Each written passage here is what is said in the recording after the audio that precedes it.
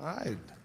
This is session 2 of our scripture readings, going through the book of Devarim, the book of Deuteronomy. All right, today we're going to cover chapters 6 through 13. Okay, 6 through 13.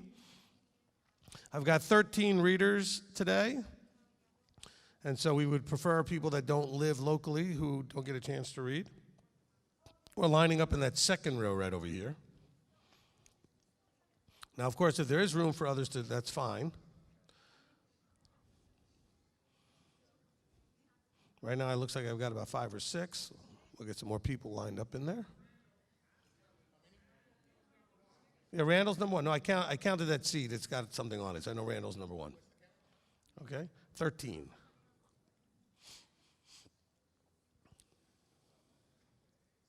Yeah, Randall's coming around. He'll be in the first seat eventually.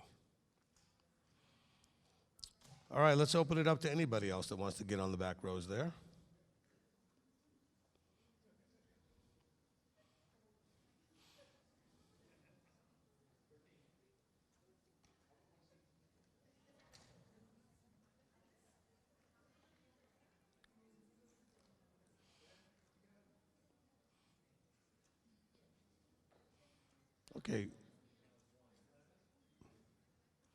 Okay, but you're blocking the seats. You got to back up just a little bit or move up a little bit.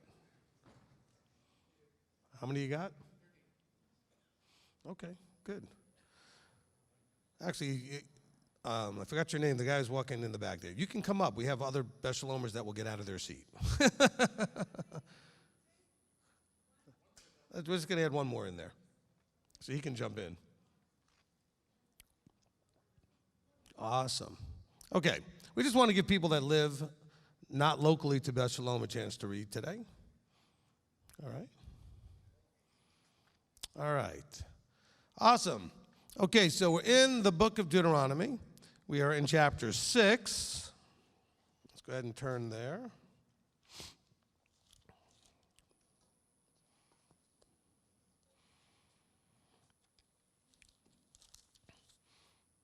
Now, in this chapter, we're actually going to have a couple of special things, a little bit different. There'll be some things I'm going to read, and there's going to be some things we're all going to read together, all right? Because I think that would be really appropriate. And you probably can guess which things those are, all right? And so when I call you up, we'll call you up one at a time. You'll come up over here to the music stand that's got the scriptures on it. Shamish Kurt has got a microphone for you. I will say a blessing, and we'll go over the reader, and then you'll tell you what verses you're going to read. But I'm going to start us off in chapter 6 and read the first 3 verses. And this is the command, the laws and the right rulings which Yahweh, your Elohim, has commanded you to teach you to do in the land which you are passing over to possess, so that you fear Yahweh, your Elohim, to guard all his laws and his commands, which I command you, you and your son and your grandson, all the days of your life, and that your days be prolonged. And you shall hear, O Yisrael, and shall guard to do, that it might be well with you, and that you increase greatly, as Yahweh Elohim of your fathers has spoken to you, in a land flowing with milk and honey. Together we're going to read verses 4 through 9. Hear, O Yisrael, Yahweh our Elohim, Yahweh is one. And you shall love Yahweh your Elohim with all your heart, and with all your being, and with all your might. And these words which I am commanding you today shall be in your heart. And you shall impress them upon your children, and shall speak of them when you sit in your house, and when you walk by the way, and when you lie down, and when you rise up. And shall bind them as a sign on your hand, and they shall be as frontlets between your eyes, and you shall write them on the doorposts of your house and on your gates. Amen. Amen. Okay, Randall, come up. You'll be the first reader.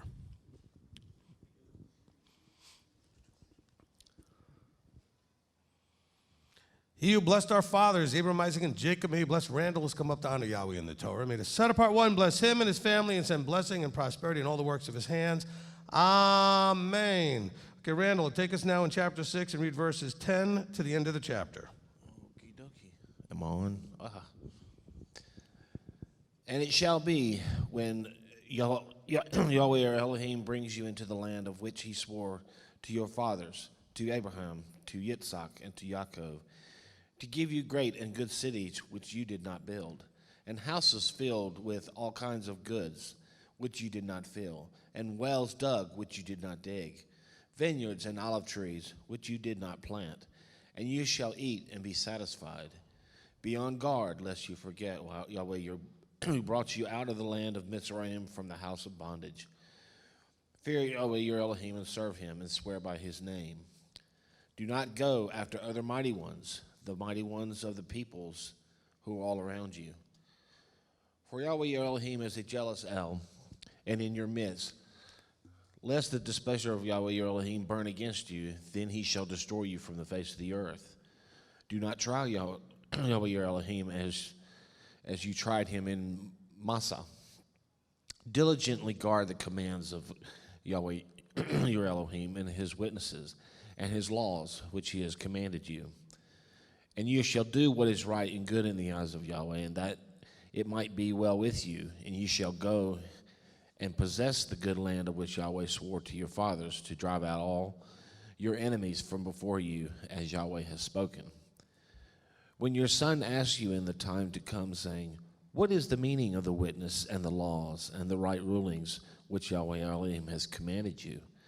Then you shall say to your son, we were slaves of Pharaoh in Mitzrayim, and Yahweh brought us out of Mitzrayim with a strong hand. And Yahweh sent signs and wonders, great and grievous, upon Mitzrayim, upon Pharaoh, and upon all his household before our eyes. And he brought us up out from there to bring us in, to give us the land which he had sworn to our fathers. And Yahweh commanded us to do all these laws, to fear Yahweh Elohim for our good always, to keep us alive, as it is today. And it is righteousness for us when we are guard to do all this command before Yahweh our Elohim, as he has commanded us. Amen, amen. Thank you, Randall.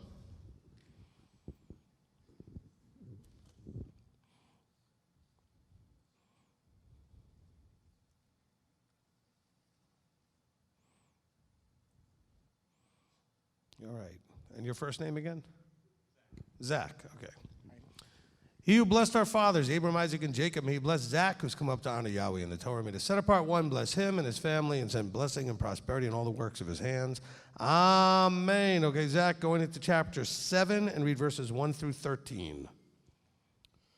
When Yahweh your Elohim brings you into the land which you go to possess, he shall also clear away many nations before you, the Hittites and the Gershishites, and the Amorites, and the Canaanites, and the Perizzites, and the Hivites, and the Jebusites, 7 nations greater and mightier than you. And when Yahweh your Elohim gives them over to you, you shall strike them and put them under the ban completely. Make no covenant with them, and show them no favor. And do not intermarry with them. You do not give your daughters to his son, and you do not take his daughter for your son, for he turns your sons away from following me to serve other mighty ones. Then the displeasure of Yahweh shall burn against you and promptly destroy you. But this is what you do to them.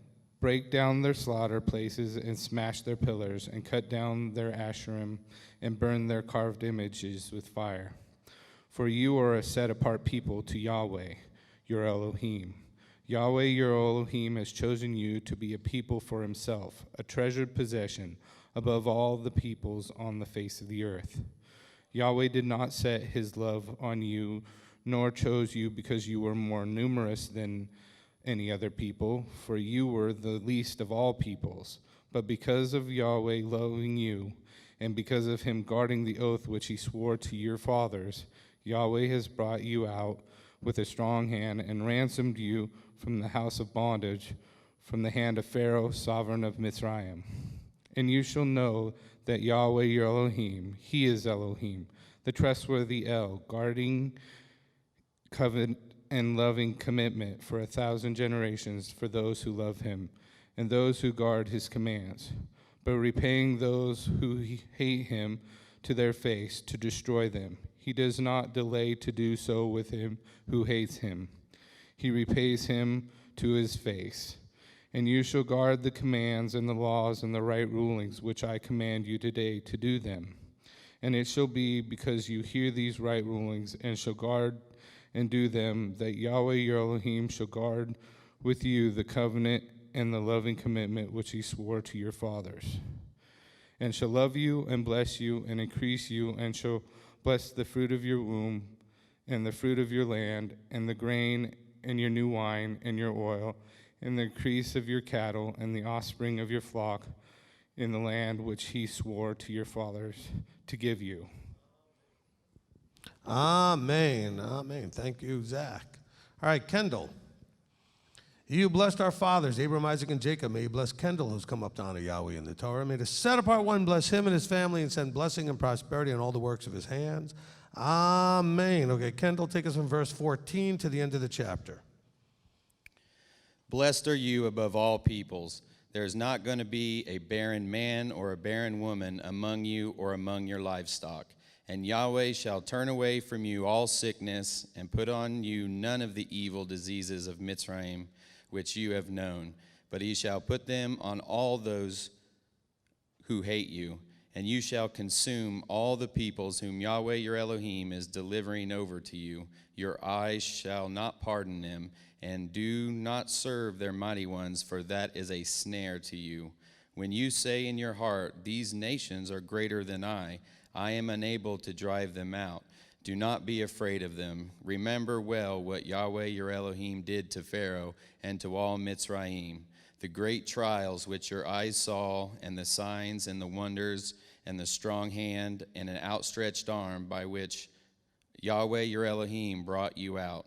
Yahweh your Elohim does so to all the peoples of whom you are afraid.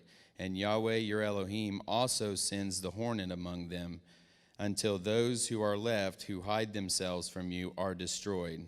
Do not be afraid of them, for Yahweh your Elohim, the great and awesome El, is in your midst. And Yahweh your Elohim shall drive out those nations before you, little by little. You are not allowed to destroy them at once, lest the beasts of the field become too numerous for you. But Yahweh your Elohim shall deliver them over to you and destroy them with great destruction until they are consumed. And he shall give their sovereigns into your hand, and you shall destroy their name from under the heavens. No one is going to be able to stand against you until you have destroyed them. The carved images of their mighty ones, once you are to burn with fire. Do not covet the silver or the gold that is on them, nor take it for yourselves, lest you be snared by it, for it is an abomination to Yahweh your Elohim. And do not bring an abomination into your house, lest you be accursed like it. Utterly loathe it and utterly hate it, for it is accursed. Amen. Amen. Okay, thank you, Kendall. Okay, and your first name again? Michael. Mike. Michael. Sorry, Michael. Michael. Listen, I know almost all of you, but sometimes names just, so please forgive me for that. Faces I never forget, but boy, names sometimes just mess me up. Just ask Betty. I messed that up real bad one week. Okay. He who blessed our fathers, Abraham, Isaac, and Jacob, may he bless Michael, who's come up to honor Yahweh in the Torah. May the set apart one bless him and his family and send blessing and prosperity in all the works of his hands. Amen. You know, I should remember his. I helped him with his vow renewals. My what? The vow renewals. Oh, yeah, the vow renewals. That was a while ago, though. Yeah, it's been 6.5 years. Wow. Okay. I know you a long time. You think I'd know your name by now, right? All right, Michael, go ahead and take us now. Actually, you know what? I'm going to read this first section. Hold on one second. We're in chapter 8 now. You wonder why I want to read this first couple of verses, don't you? Verse 2. What about verse 2? Okay, we'll start in verse 1. Guard to do every command which I command you today, that you might live and shall increase and go in and shall possess the land of which Yahweh swore to your fathers. And you shall remember that Yahweh your Elohim led you all the way these 40 years in the wilderness to humble you, prove you, to know what is in your heart, whether you guard his commands or not. And he humbled you and let you suffer hunger and fed you with manna which you did not know, nor did your fathers know, to make you know that man does not live by bread alone, but by every word that comes from the mouth of Yahweh. Let me just make sure how far I'm going, verse 6. Your garments did not wear out on you, nor did your feet swell for these 40 years. Thus you shall know in your heart that as a man disciplines his son, so Yahweh your Elohim disciplines you. Therefore you shall guard the commands of Yahweh your Elohim to walk in his ways and to fear him. Amen. Okay, now Michael, you're going to take us from verse 7 to the end of the chapter. For Yahweh your Elohim is bringing you into a good land, a land of streams of water, of fountains and springs that flow out of valleys and hills, a land of wheat and barley, of vines and fig trees and pomegranates, a land of olive oil and honey, a land in which you eat bread without scarcity, in which you do not lack at all, a land whose stones are iron and out of whose hills you dig copper. And you shall eat and be satisfied, and shall bless Yahweh your Elohim for the good land which he has given you. Be on guard lest you forget Yahweh your Elohim by not guarding his commands and his right rulings and his laws which I command you today. Lest you eat and shall be satisfied and build lovely houses and shall dwell in them. And your herds and your flocks increase, and your silver and your gold are increased, and all that you have is increased, that your heart then becomes lifted up, and you forget Yahweh your Elohim, who brought you out of the land of Mitzrayim from the house of bondage, who led you through the great and awesome wilderness, fiery serpents and scorpions and thirst, where there was no water, who brought water for you out of the flinty rock, who fed you in the wilderness with manna, which your fathers did not know, in order to humble you and try you, to do you good in the end. You then shall say in your heart, my power and the strength of my hand had made for me this wealth. But you shall remember Yahweh your Elohim, for it is he who gives you power to get wealth, in order to establish his covenant, which he swore to your fathers as it is today. And it shall be, if you by any means forget Yahweh your Elohim, and follow other mighty ones, and serve them, and bow yourself to them, I have warned you this day that you shall certainly perish. Like the nations which Yahweh is destroying before you, so you are to perish, because you did not obey the voice of Yahweh your Elohim. Amen. Amen. Thank you, Michael. Okay, and your first name? Tammy. Tammy. He who blessed our fathers, Abraham, Isaac, and Jacob, may he bless Tammy, who's come up to honor Yahweh in the Torah. May the set-apart one bless her and her family and send blessing and prosperity in all the works of her hands. Amen. Okay, Tammy, you're going to take us now to chapter 9 and read verses 1 through 15. Okay. Hear, O Yisrael, you are passing over the Yarden today to go in to dispossess nations greater and stronger than yourself, cities great and walled up to the heavens. A people great and tall, the descendants of the Anakim, whom you know, and of whom you heard it said, who does stand before the descendants of Anak? And you shall know today that your Elohim, that Yahweh your Elohim is he who is passing over before you as a consuming fire. He does destroy them and subdue them before you. So you shall dispossess them and destroy them quickly, as Yahweh has said to you. Do not think in your heart, after Yahweh your Elohim has driven them out before you, saying, because of my righteousness Yahweh has brought me in to possess this land.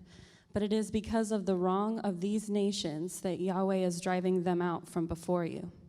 It is not because of your righteousness or the uprightness of your heart that you go in to possess their land, but because of the wrong of these nations that Yahweh your Elohim drives them out from before you, in order to establish the word which Yahweh swore to your fathers, to Abraham, to Yitzhak, and to Yaakov. And you shall know that Yahweh your Elohim is not giving you this good land to possess because of your righteousness, for you are a stiff-necked people.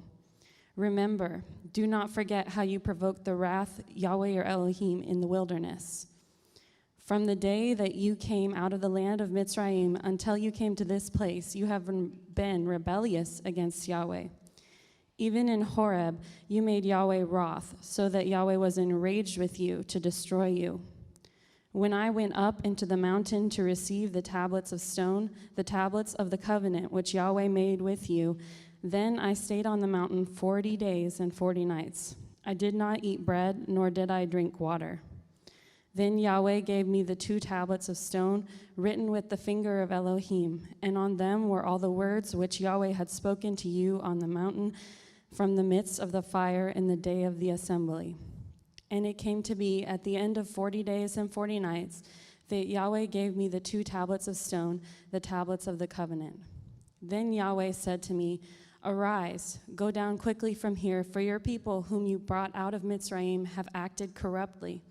They have quickly turned aside from the way which I commanded them. They have made themselves a molded image. And Yahweh spoke to me, saying, I have seen this people, and look, they are a stiff-necked people. Leave me alone so that I destroy them and blot out their name from under the heavens and make of you a nation stronger and greater than they.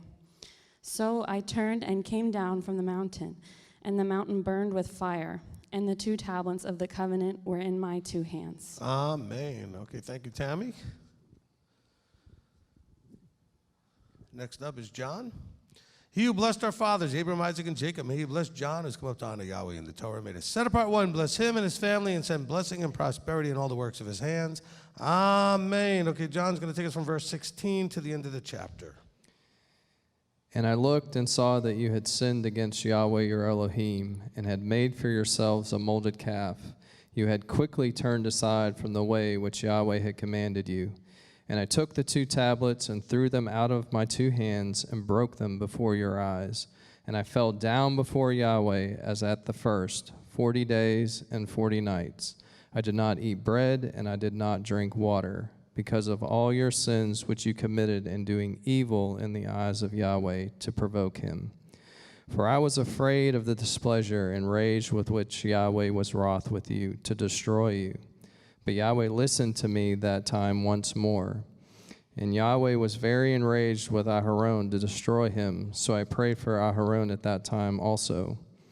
And I took your sin, the calf which you had made, and burned it with fire, and crushed it, and ground it very small, until it was as fine as dust. And I threw its dust into the stream that came down from the mountain. And at Taberah, and at Massa, and Kibroth Hatta'awa, and made Yahweh wroth.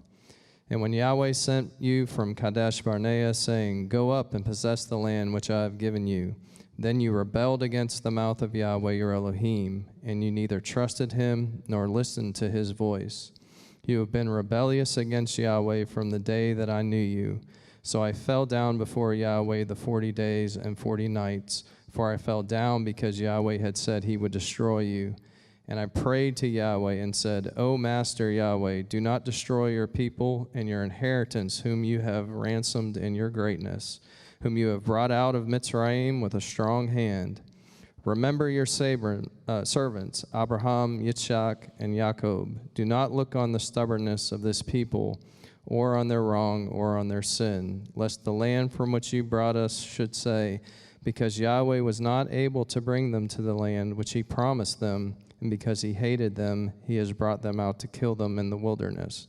And they are your people and your inheritance, whom you brought out by your great power and by your outstretched arm. Amen. All right, thank you, John. Okay, Janet.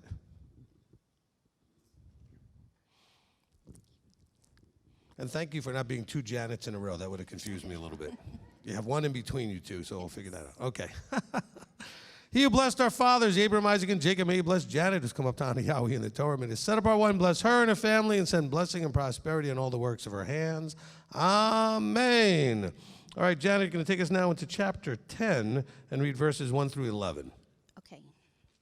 At that time Yahweh said to me, Hew for yourselves 2 tablets of stone like the first, and come up to me on the mountain, and you shall make yourself the ark of wood. And then I write on the tablets the words that were on the first tablet, which you broke, and you shall put them in the ark. So I made an ark of acacia wood, and hewed 2 tablets of stones like the first, and went up the mountain with the 2 tablets in my hand. And he wrote on the tablets according to the first writings in the 10 words, which Yahweh had spoken to you in the mountain, from the midst of the fire in the day of the assembly. And then Yahweh gave them to me, and I turned and came down from the mountain and put the tablets in the ark which I had made, and they are there as Yahweh commanded me. Now the children of Israel set out from the wells of Beni and Yakin, and Moshe and Aaron died there. And he was buried there, and Eleazar his son became the priest in his place. From there they set out to Galasha, and then from Galasha to Yabatha, of the land of the rivers of water. At that time Yahweh separated the tribes and Levi to bear the ark of the covenant of Yahweh, to stand before Yahweh, to serve him, and to bless in his name to this day. And therefore Levi has no portion nor inheritance with his brothers, and Yahweh is his inheritance, as Yahweh your Elohim promised him. And I stayed in the mountain for 40 days and 40 nights, and Yahweh heard me, and at that time also, and Yahweh chose not to destroy you. And Yahweh said to me, Arise, go forth to the people to set out, and let them go in and possess the land which I swore to their fathers to give them. Amen. Amen. All right, thank you, Janet. Okay, next up is Pat. And Pat, I'm going to let you read my other favorite verse. Okay, he who blessed our fathers, Abraham, Isaac, and Jacob, may he bless Pat, who's come up to honor Yahweh in the Torah. The thing is not going to hold both Bibles. So why don't we could take the other one off if you want. That's okay. Okay, yeah, it's Sorry. the stand, it's too heavy. Okay. He who blessed our fathers, Abraham, Isaac, and Jacob, may he bless Pat, who's come up to honor Yahweh in the Torah. May the set apart one bless her and her family, and send blessing and prosperity in all the works of her hands. Amen. Okay, you're going to take us now from verse 12 to the end of the chapter. And now, Israel, what is Yahweh your Elohim asking of you? But to fear Yahweh your Elohim, to walk in all his ways, and to love him, and to serve Yahweh your Elohim with all your heart and with all your being, to guard the commands of Yahweh and his laws, which I command you today for your good. There's a question mark there. For your good? I don't know. The question mark doesn't belong. Okay. See, the heavens and the heavens of heavens belong to Yahweh your Elohim, also the earth with all that is in it. Yahweh delighted only in your fathers to love them, and he chose their seed after them, you above all people, as it is today. And you shall circumcise the foreskin of your heart and harden your necks no more. For Yahweh your Elohim is Elohim of the mighty ones and master of the masters. The great El, mighty and awesome, who shows no partiality nor takes a bribe. He executes right ruling for the fatherless, the widow, and loves the stranger, giving him food and a garment. And you shall love the stranger, for you were strangers in the land in Mizraim. Fear Yahweh your Elohim, serve him and cling to him, and answer by his name. He is your praise, he is your Elohim, who has done for you these great and awesome deeds, which your eyes have seen.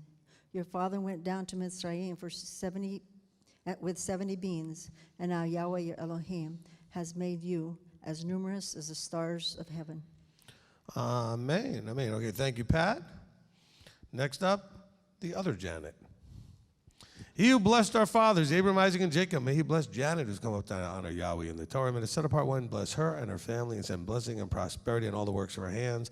Amen. Okay, Janet, you're going to take us now into chapter 11 and read verses 1 through 17. You shall love Yahweh your Elohim and guard his charge, even his laws and his right rulings and his commands always. And you shall know today, for it is not your children who have not known and who have not seen the discipline of Yahweh your Elohim, his greatness, his strong hand and his outstretched arm, and his signs and his works which he had done in the midst of Mizraim, to Pharaoh, sovereign of Mizraim, and to all his land. And that which he had done to the enemy of Mizraim, to their horses and their chariots, when he made the waters of the Sea of Reeds overflow them as they pursue you, and how Yahweh has destroyed them to this day. And what he had done for you in the wilderness till you came to this place, And what he had done to Dathan and Abiram, the sons of Eliab, son of Reuben, when the earth opened his mouth and swallowed them up, and their households, and their tents, and all the living creatures that were in their possession, in the midst of all Israel. For yours are the eyes that saw all the great work of Yahweh which he did. And you shall guard every command which I command you today, so that you are strong, and shall go in and shall possess the land which you are passing over to possess, and to prolong your days in the land which Yahweh swore to your fathers, to them and their descendants, a land flowing with milk and honey. For the land which you are going in to possess is not like the land of Mitzrayim from which you have come, for you sow your seed and water it by food as a vegetable garden. But the land which you are passing over to possess is a land of hills and valleys, which drinks water from the rain of the heavens, a land which Yahweh your Elohim looks after. The eyes of Yahweh your Elohim are always on it, from the beginning of the year to the latter end of the year. And it shall be that if you diligently obey my commands, which I command you today, to love Yahweh your Elohim and to serve him with all your heart and with all your being, then I shall give you the rain of your land in its season, the early rain and the latter rain, and you shall gather in your grain and your new wine and your oil. And I shall give grass in your fields for your livestock, and you shall eat and be satisfied. Guard yourself, lest your heart be deceived, and you turn aside and serve other mighty ones and bow down to them. Then the displeasure of Yahweh shall burn against you, and he shall shut up the heavens, and there be no rain, and the land not give its increase, and you shall perish quickly from the good land which Yahweh is giving you. Amen. Amen. Thank you, Janet. All right, next up is Bill. All right, and I've actually got, after Bill, I've got three. So I've got one. Are you reading? That's two. I'm going to need one more. Do we have a third? Okay, over there. Okay, just come up and get over. Well, you can stay on the end there. You can move up from your seat. You can stay where you were, because you're right on an end row there. It's easy to get up here. All right, Bill. He who blessed our fathers, Abraham, Isaac, and Jacob, may he bless Bill, who's come up down to Yahweh in the Torah. May the set-apart one bless him and his family, and send blessing and prosperity in all the works of his hands. Amen. Okay, Bill, you're going to take us now from verse 18 to the end of the chapter. And you shall lay up these words of mine in your heart and in your being, and shall bind them as a sign on your hand, and they shall be as frontlets between your eyes. And you shall teach them to your children, speaking of them when you sit in your house, and when you walk by the way, and when you lie down, and when you rise up, and shall write them on the doorposts of your house and on your gates, so that your days and the days of your children are increased on the soil which Yahweh swore to your fathers to give them, as the days of the heavens on the earth. And if you diligently guard all these commands which I command you, to do it, to love Yahweh your Elohim, to walk in all his ways and to cling to him, then Yahweh shall drive out all these nations before you, and you shall dispossess greater and stronger nations than you. Every place on which the sole of your feet treads is yours, from the wilderness and Lebanon, from the river Euphrates, even to the western sea is your border. No man shall stand against you. Yahweh your Elohim shall put the dread of you and the fear of you upon all the land where you tread, as he has spoken to you. See, I'm setting before you today a blessing and a curse. The blessing, when you obey the commands of Yahweh your Elohim, which I command you today, and the curse, if you do not obey the commands of Yahweh your Elohim, but turn aside from the way which I command you today, to go after the other mighty ones, which you have not known. And it shall be, when Yahweh your Elohim has brought you into the land which you go to possess, that you shall put the blessing on Mount Gerizim and the curse on Mount Ebal. Are they not beyond the Yarden, toward the setting sun, in the land of the Canaanites, who dwell in the desert plain opposite Gilgal, beside the terebinth trees of Moreh? For you are passing over the Yarden to go in to possess the land which Yahweh your Elohim is giving you, and you shall possess it and dwell in it, and shall guard to do all the laws and right rulings which I am setting before you today. Amen. Amen. Okay, thank you, Bill.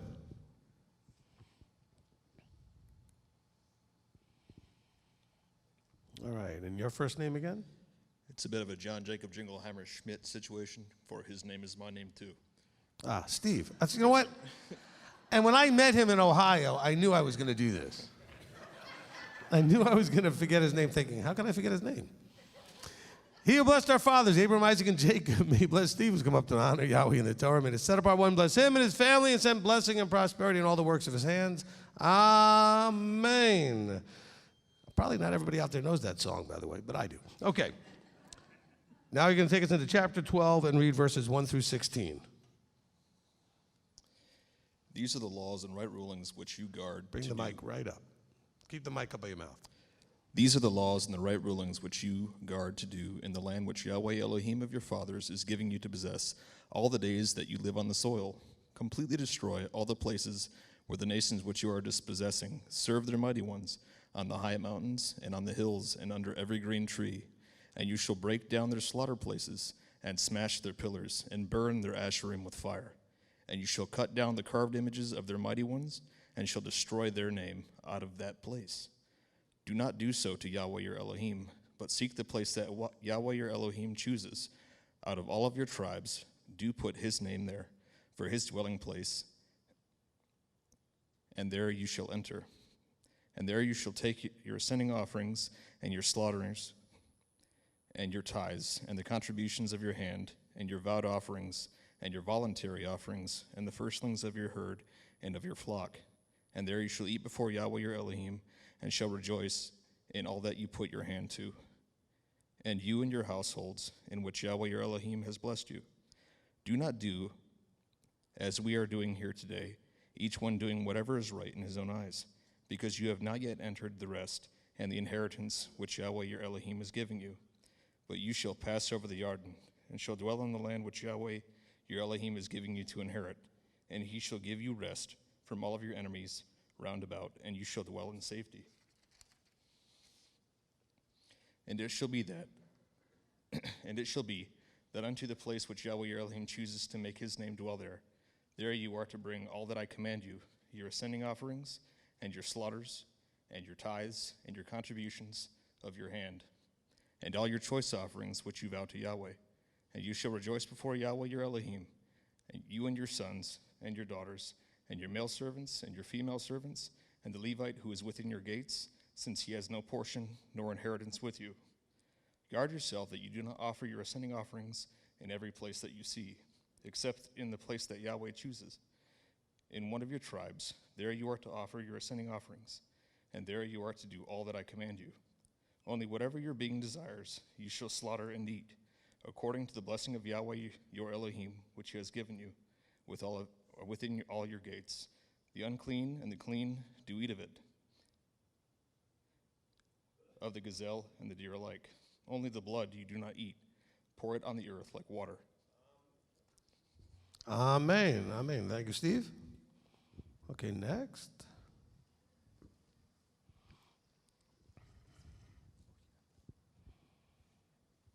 Okay, and your first name again? Ariel. Ariel. He who blessed our fathers, Abraham, Isaac, and Jacob, may he bless Ariel, who's come up to honor Yahweh in the Torah. May the set apart one bless her and her family and send blessing and prosperity in all the works of her hands. Amen. Okay, Ariel, take us now from verse 17 to the end of the chapter.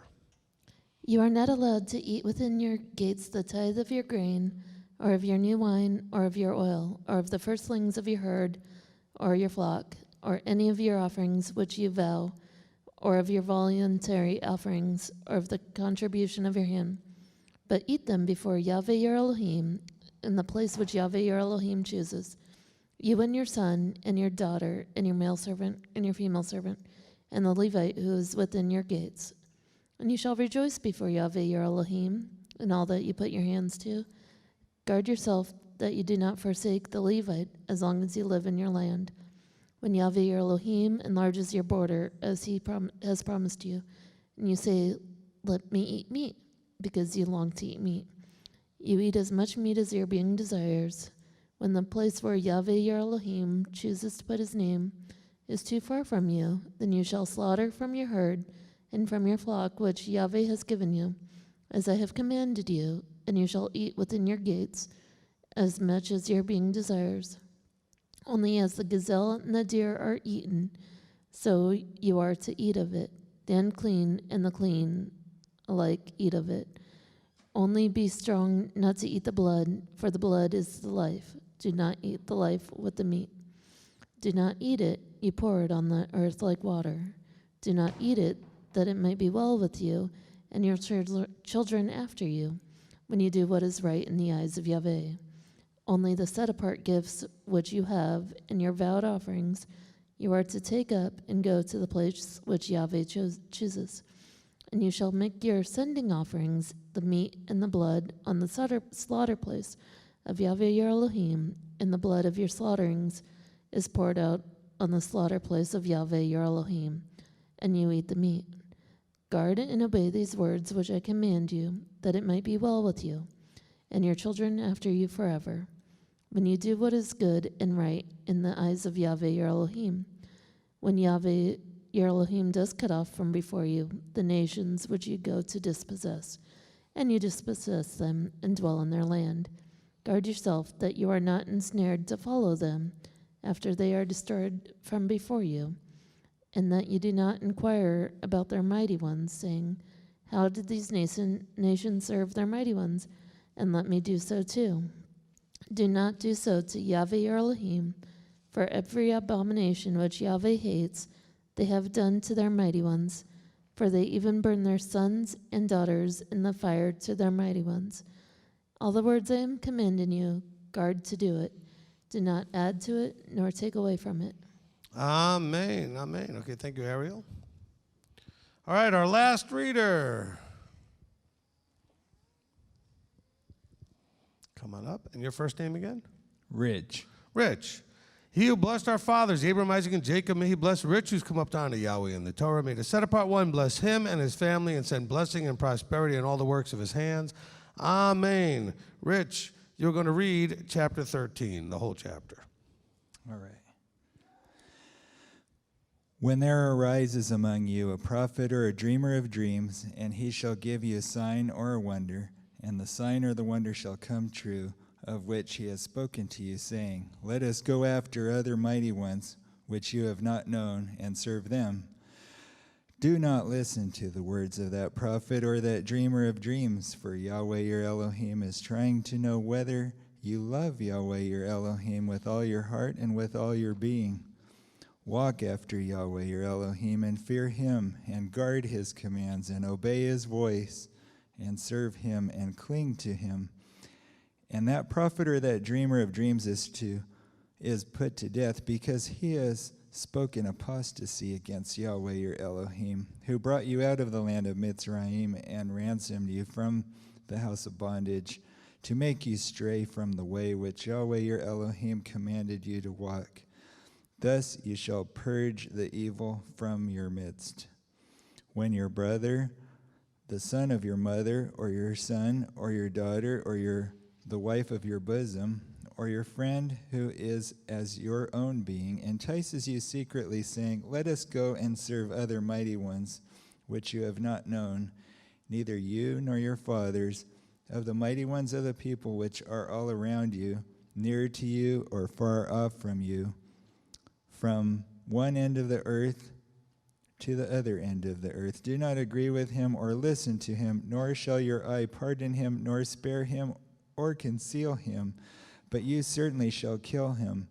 Your hand is first against him to put him to death, and afterward the hand of all the people. Bless you. And you shall stone him with stones until he dies, because he sought to entice you away from Yahweh your Elohim, who brought you out of the land of Mitzrayim from the house of bondage. And let all Israel hear and fear. Do not again do any such evil matter as this in your midst. When you hear someone in one of your cities, which Yahweh your Elohim gives you to dwell in, saying, some men, sons of Belial, have gone out of your midst and led the inhabitants of their city astray, saying, let us go and serve other mighty ones whom you have not known, then you shall inquire, search out, and ask diligently, and see if the matter is true, and establish that this abomination was done in your midst. You shall certainly strike the inhabitants of that city with the edge of the sword, putting it under the ban, and all that is in it and its livestock with the edge of the sword, and gather all its plunder into the middle of the street and completely burn with fire the city and all its plunder before Yahweh your Elohim, and it shall be a heap forever, never to be built again. And none of that which is put under the ban is to cling to your hand, so that Yahweh turns from the fierceness of his displeasure and shall show you compassion, love you, and increase you, as he swore to your fathers, when you obey the voice of Yahweh your Elohim to guard all his commands, which I command you today, to do what is right in the eyes of Yahweh your Elohim. Amen. Amen. All right. Thank you to all the readers. Great job today.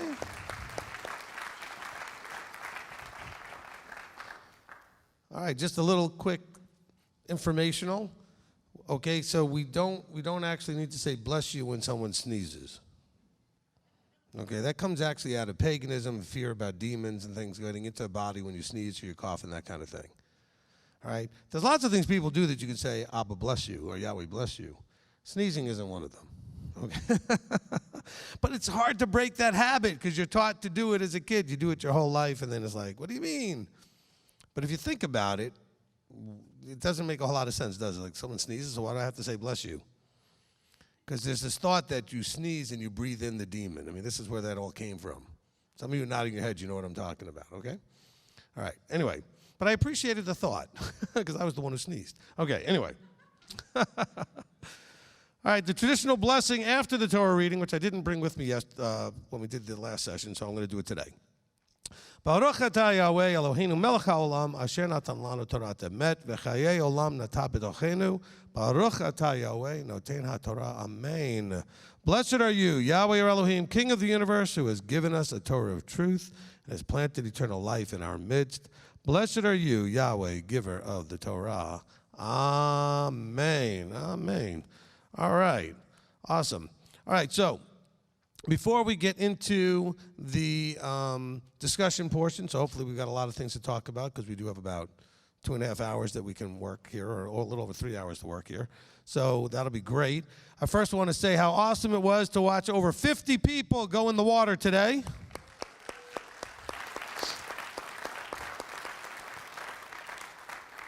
It never gets old. It's never less exciting to watch. It's always just a wonderful experience to be a part of people making a commitment to covenant and to take all of that other stuff that was sovereign in their life and subjugate it to putting him sovereign in your life. And it's just a beautiful thing. So again, mazel tov and congratulations to everyone. Praise Yah for all of those people that went in the water. And praise Yah that it worked out. We were supposed to do this Wednesday when it was raining. It might have been a little bit warmer on Wednesday, but it was raining. And then today, it was beautiful sunshine.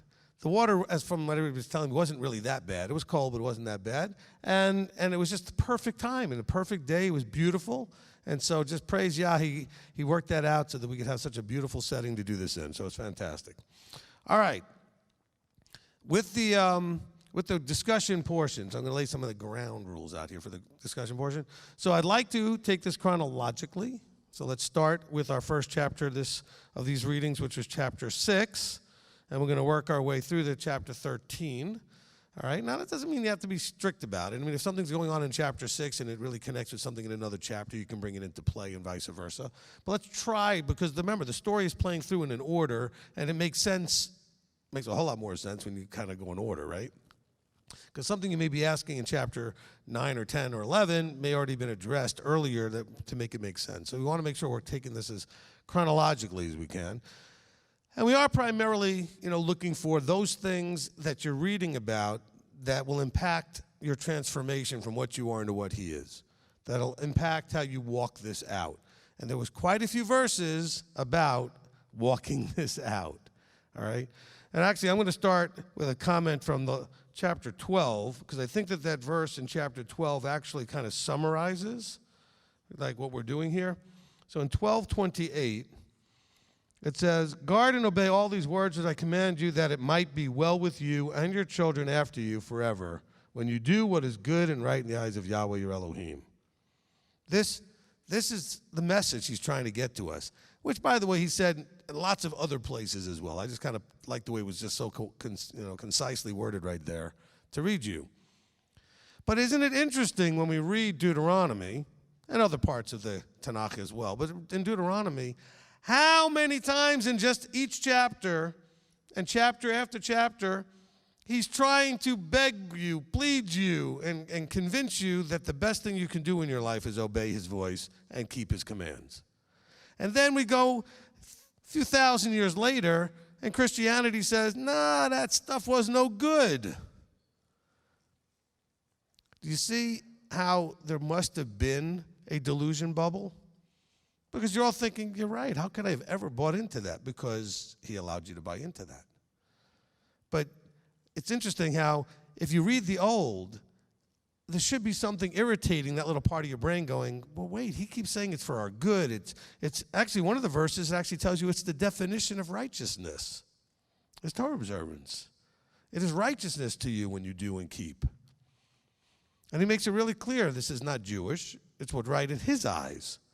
He says, when you do what is right in his eyes. And that's where we have the teaching, whose eyes are you right in? Are you going to be right in your own eyes? Lots of verses about the people doing the wrong thing, and it says everybody was doing what was right in their own eyes. Not good. Not good. So, like I said a couple of times ago, isn't it interesting how much he repeats himself? And I think interesting from 2 points of view. One is, why is he repeating himself? Well, in these chapters we read today, how many times did he talk about stiff-necked and rebellious? He says, you've been rebellious since I knew you. He says, but you are a stiff-necked people. You don't listen. And so maybe we ought to be really looking at ourselves and asking the question, how good do I listen? Am I a stiff-necked, rebellious Israelite who's not listening? Because that's really the problem all throughout the whole thing, from the very beginning. Yeah, Adam and Chava, did they listen? No. So right from the beginning. And nothing has really changed. Not that they didn't listen to anything. Not that you don't listen to just everything, right? But there's parts that you don't listen to. Or you're filtering it through your preferences and your desires and what you like and what you don't like, etc. And so you're not really listening. But you're interpreting what he's saying to your own advantage, which is really to your own disadvantage. You think it's to your advantage, but really doing it your way, not his, is never to your advantage. And so let's really catch the themes here. And I think those are like the major themes that we're reading in these chapters is, number one, we came out of this, this Egypt place, and we did not deserve anything he gave us.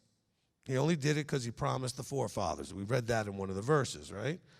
And so don't think that it's anything you did, because some of you are actually somewhat self-deprecating. You beat yourselves up on top of it because you don't understand why he would call you. You don't feel like you deserve to be called. But there are others out there thinking that you're special because you're called. And he says, don't think you're all special. He said, I called you because I promised this to Abraham, Isaac, and Jacob. So this was already in the plans before you were ever born. You just happened to be the generation that got to experience it. By the way, when we finally do get to end times, the people that are alive at that time will just be the generation that happens to be alive when it happens. And not because of anything special about them or anything else, right? It'll just be the generation that happens to be around at the time. But you have your time to do your thing, as we read in Deuteronomy 8:2 and 10:12, right? 8:2 talks about that he wants you to be humble, and he's going to test you to prove whether it's in your heart to keep his commandments or not. And then in 10:12, it tells you the sort of the pattern. You're going to fear him, you're going to walk in all his ways, love him, and serve him. And that's kind of the process. And we'll talk about that more when we get there. But yet, we have to embrace this way. Because otherwise, we can get ourselves in all kinds of trouble. And what did he conclude with? In 12 and 13, he was talking about all the temptations that would be out there to derail your path. And mostly that's you wanting to do what others are doing. Now, it does talk about it in a way that you would think would be much more obvious to people, like following after other mighty ones. So you're thinking, well, I would never be a fill in the blank of any other religion. I would never be that. But what's worse is when there are people claiming to be of Yah and teaching a mixed mess that still leads you away from Yah and Torah observance. And that's where it really gets to be trouble. So the whole theme here is cling, hold on, do what I say, obey. Shema Yisrael, he said it in 2 places. Hear and do. Please listen to what I'm telling you, and it will be well with you and your children and your grandchildren forever. But when you don't, he said, I laid before you the blessing and the curse. We have to hear. Remember what I talked about? This is very important. I thought it was a great revelation he gave me about revelation. When he reveals something to you, that's awesome, but useless if you don't do the next step, which is receive it. You have to accept that it's a revelation. And I'm not talking about like all those Christian guys and the other Hebrew roots guys that say, oh, Abba gave me some revelation. I mean, when he reveals something to you, as basic, as simple as like when you found out about Shabbat, when you found out about the holy days, when you found out about kashrut, he revealed something to you. Whenever I teach, I'm hoping he reveals something to you, that what I said and the light bulb goes on, right? But then you have to decide whether or not to receive, whether you're going to accept that. Otherwise, the revelation was of no use. And then it's still not useful if you don't apply it. So the revelation comes. You must accept it, and then you must do. You must apply what was revealed. You have to walk in it. Okay? So as we read, so much is being revealed to you. A lot of it is stuff you know, but here's the thing. Knowing it was step one. I knew that, but have you received it? In other words, did you accept it as truth, as reality? Because a lot of times you don't. You know it, you have the information, but that's a very surface knowing. That's not a relational knowing. You have information. So some of you think, well, I mean, I've heard that before, and I've heard that before. But yeah, but you're not doing it. And why? Because you skipped step 2. You know it, and you're not doing it because you didn't accept it as real and as truth. And that's the trick. I shouldn't say the trick. That's the key. That is the key point. Because some of you are going through all this going, oh, we do this every year, and I've heard it before. But how much of it are you still struggling with? How much of it are you still fighting against, stiff-necked and rebellious? That's really what you want to be trying to become open and honest with yourself about. Am I receiving and doing what's being revealed? I'm not talking about private revelation. I'm talking about when something is written in this book and now you understand it. It's been opened up to you. Let's just be clear when I say revelation. I'm not talking about those people that get a dream and they get a message and they heard a voice and whatever they think they did. You can get that anywhere you want on YouTube. There's no lack of people doing that. I'm talking about when he revealed something and you're looking at the book and you go, oh, I get it now. Anybody have those experiences? All right, all of you. Well, at least some of you are not still digesting lunch and your hands actually went up. Some of you are like, I can't even lift my arm. Okay. Just to see where we're at. How many of you are good with raising your hand? Here we go. You good with raising your hands? Okay. How many of you don't like to raise your hand? Why did you just do that? I got you. All of those people started going, I don't know. See, you can raise your hand. All right. These chapters in Deuteronomy especially, make it really clear how serious he is about this. This is not just stuff or information. This is life and death. Doesn't get any more serious than that. This is literally life and death. And he tells you the path and the things to receive, to accept, and to do that brings life.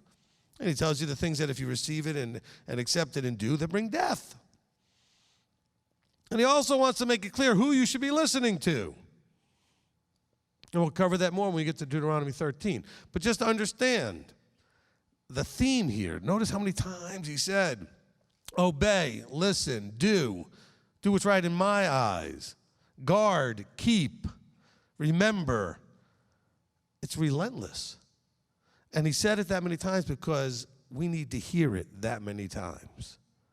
And over and over and over. Because we're so easily distracted by our own emotions, wanting or not wanting something.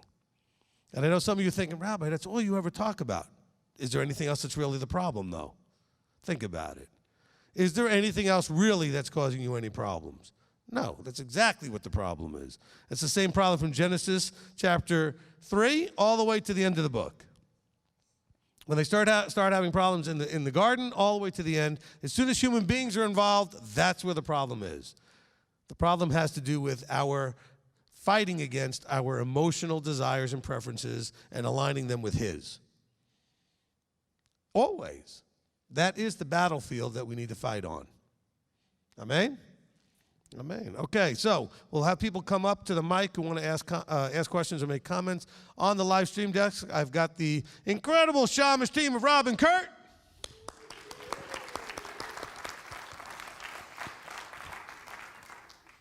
All right, please give them your respectful attention in the chat room. Okay, who would like to get us started? I'll start out here to give people on there a chance to start typing some things in. Janet, okay, let's try to start with chapter 6 if we can.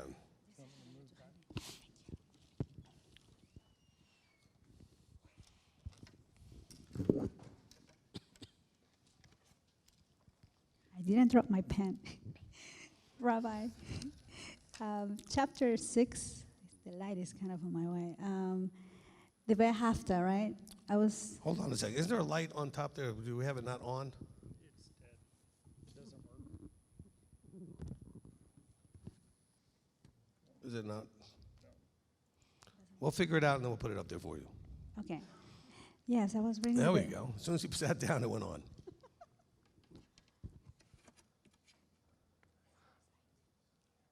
All right. Now you can see what you have in your papers. All right, Rabbi, thank you. I can see clearly now. The light is on. Okay. The Behafta, we recite this or we say this every Shabbat, right? And one of the things that caught my attention was that you shall impress them, when we're talking about the children, right? You shall impress them upon your children and shall speak of them when you sit in your house, when you walk by the way, when you lie down, when you rise up. So I was thinking that, as you teach us that the tzitzit are a reminder, is for to be able to see that, remind ourselves that we need to follow the commands. But I was thinking about that verse when it says that you need to impress them upon your children, but it's not just for their benefit, but it's also for our benefits, because if we're speaking about it, we are being reminded as we're listening to our words when we're impressing that onto them. And I think that's really powerful. I saw a very a common theme here, which was do not forget. Do not forget. Because, and then I wrote it down, I don't remember where, but in another part of the reading today, it said something like the Israelites quickly forgot. And so it's almost like we need to really have this, a reminder, like we says, right? When you lie down, when you wake up, when you do, it's a powerful reminder. Amen. Okay. All right, so wait, hold on. So this is an interesting verse, because a lot of times people will take this in, I think, a wrong direction. I want you to impress your children with your walking of Torah. Yes. Impressing it, like pushing it into them, is what some people read it as, like making an impression. As you actually force an image into something, you force something.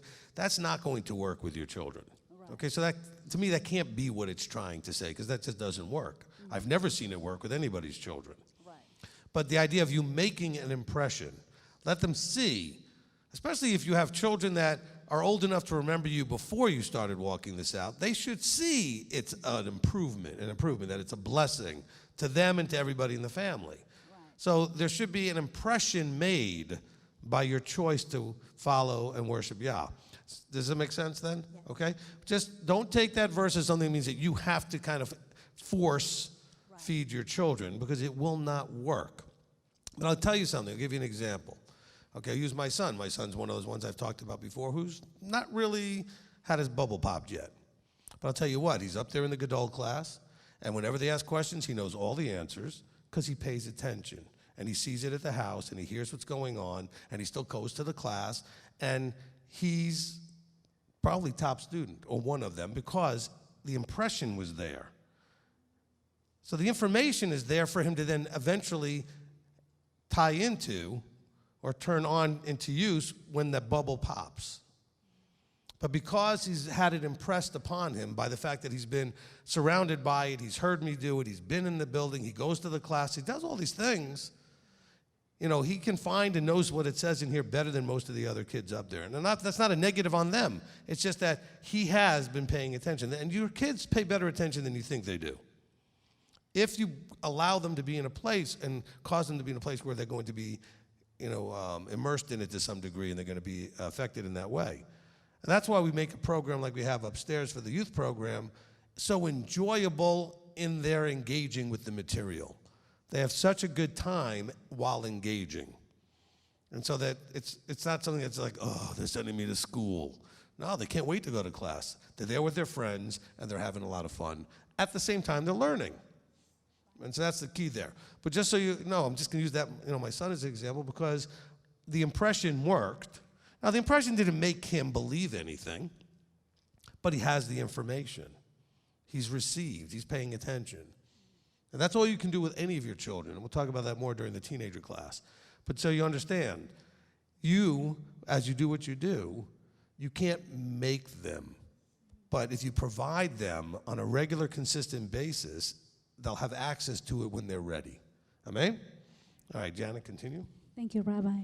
The other comment I had was on verses 10, 11, and 12. When he talks about how, he's bringing us into the land which he swore to our fathers, and then it says, to give you great and good cities which you did not build, and houses filled with all kinds of goods which you did not fill, and wells dug which you did not dig, etc., right? And then it says, and you shall eat and be satisfied.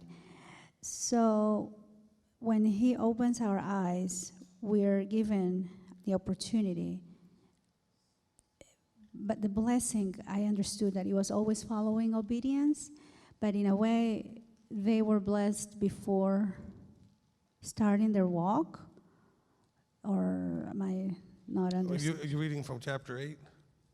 No, 6. It's Where? 10, 11. Oh, 10, 11? Yes, when it says, that you, Right. Yahweh give you great and good cities which you did not build, and houses filled with all kinds Right, of no, good. they're not being blessed before. I mean, he says, look, he starts off in that verse, says, and it shall be when Yahweh Elohim brings you into the land. So they're already covenanted. He says, but you're going to get spoiled by all the blessing. You're going to forget how come you have the blessing. Oh, okay. He says, don't forget why the blessing's there. You have the blessing because you're obedient, because you covenanted, because you're doing your half of it. Right. Half the covenant is what we said, right? We're half of it. We said, we'll do what you say. The other half is he's going to provide all that blessing. Okay? Yeah. That the big problem is in all of our lives. When things are going, I don't know how to word it. When you perceive things going well, I guess is the word. I mean, because it seems like it's good times and everything's going great. And that's your perception of it at the moment, which is what he's saying here. You got food to abundance, and you got great houses, and all these things are going great. Don't allow yourself to get distracted by all that and think that you did all that and that he didn't provide anything and you don't need him. Right. He said, don't forget he is the source. Because you could get distracted by all that and decide you don't need him. And that can happen. Okay. Thank you. You're welcome. That's great. The last question, I did have a question on 16. What would be a way that we could be trying Yahweh? Okay, so what happened at Massa? What was going on at Massa? A little whining, a little complaining, a little thirst. Okay? So the thing he's saying here, do not try Yahweh your Elohim as you tried him in Massa. In other words, stop whining and complaining about what he's allowing or causing in your life. He was bringing them through a journey, and they didn't appreciate it the way he did it. And that's where he said, don't try me, don't test me. He wants us to trust him. And they became whining, complaining, and demanding children, just like children can always be. And, they start tapping on mom or dad, mom, mom, mom, mom, mom, mom, mom, mom, mom, mom, and you want to go smack, right? Mom, mom, mom, mom, mom, mom. I'm hungry, I want ice cream, I want ice cream, I want ice cream, I want ice cream. You want to just smack them. And Yahweh felt the same way. He's like, don't try me like that. Trust me. I will take care of you. I'll provide what you need. If you're thirsty, I'll make sure you don't have a problem where you die of thirst. If you're hungry, I'll make sure you have food.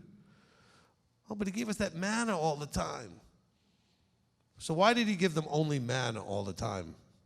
So that they could finally get to that place where they were satisfied with it. And he would have given them more. But they weren't trusting that that was enough. There was no dayenu there. Right? Dayenu, it would have been enough.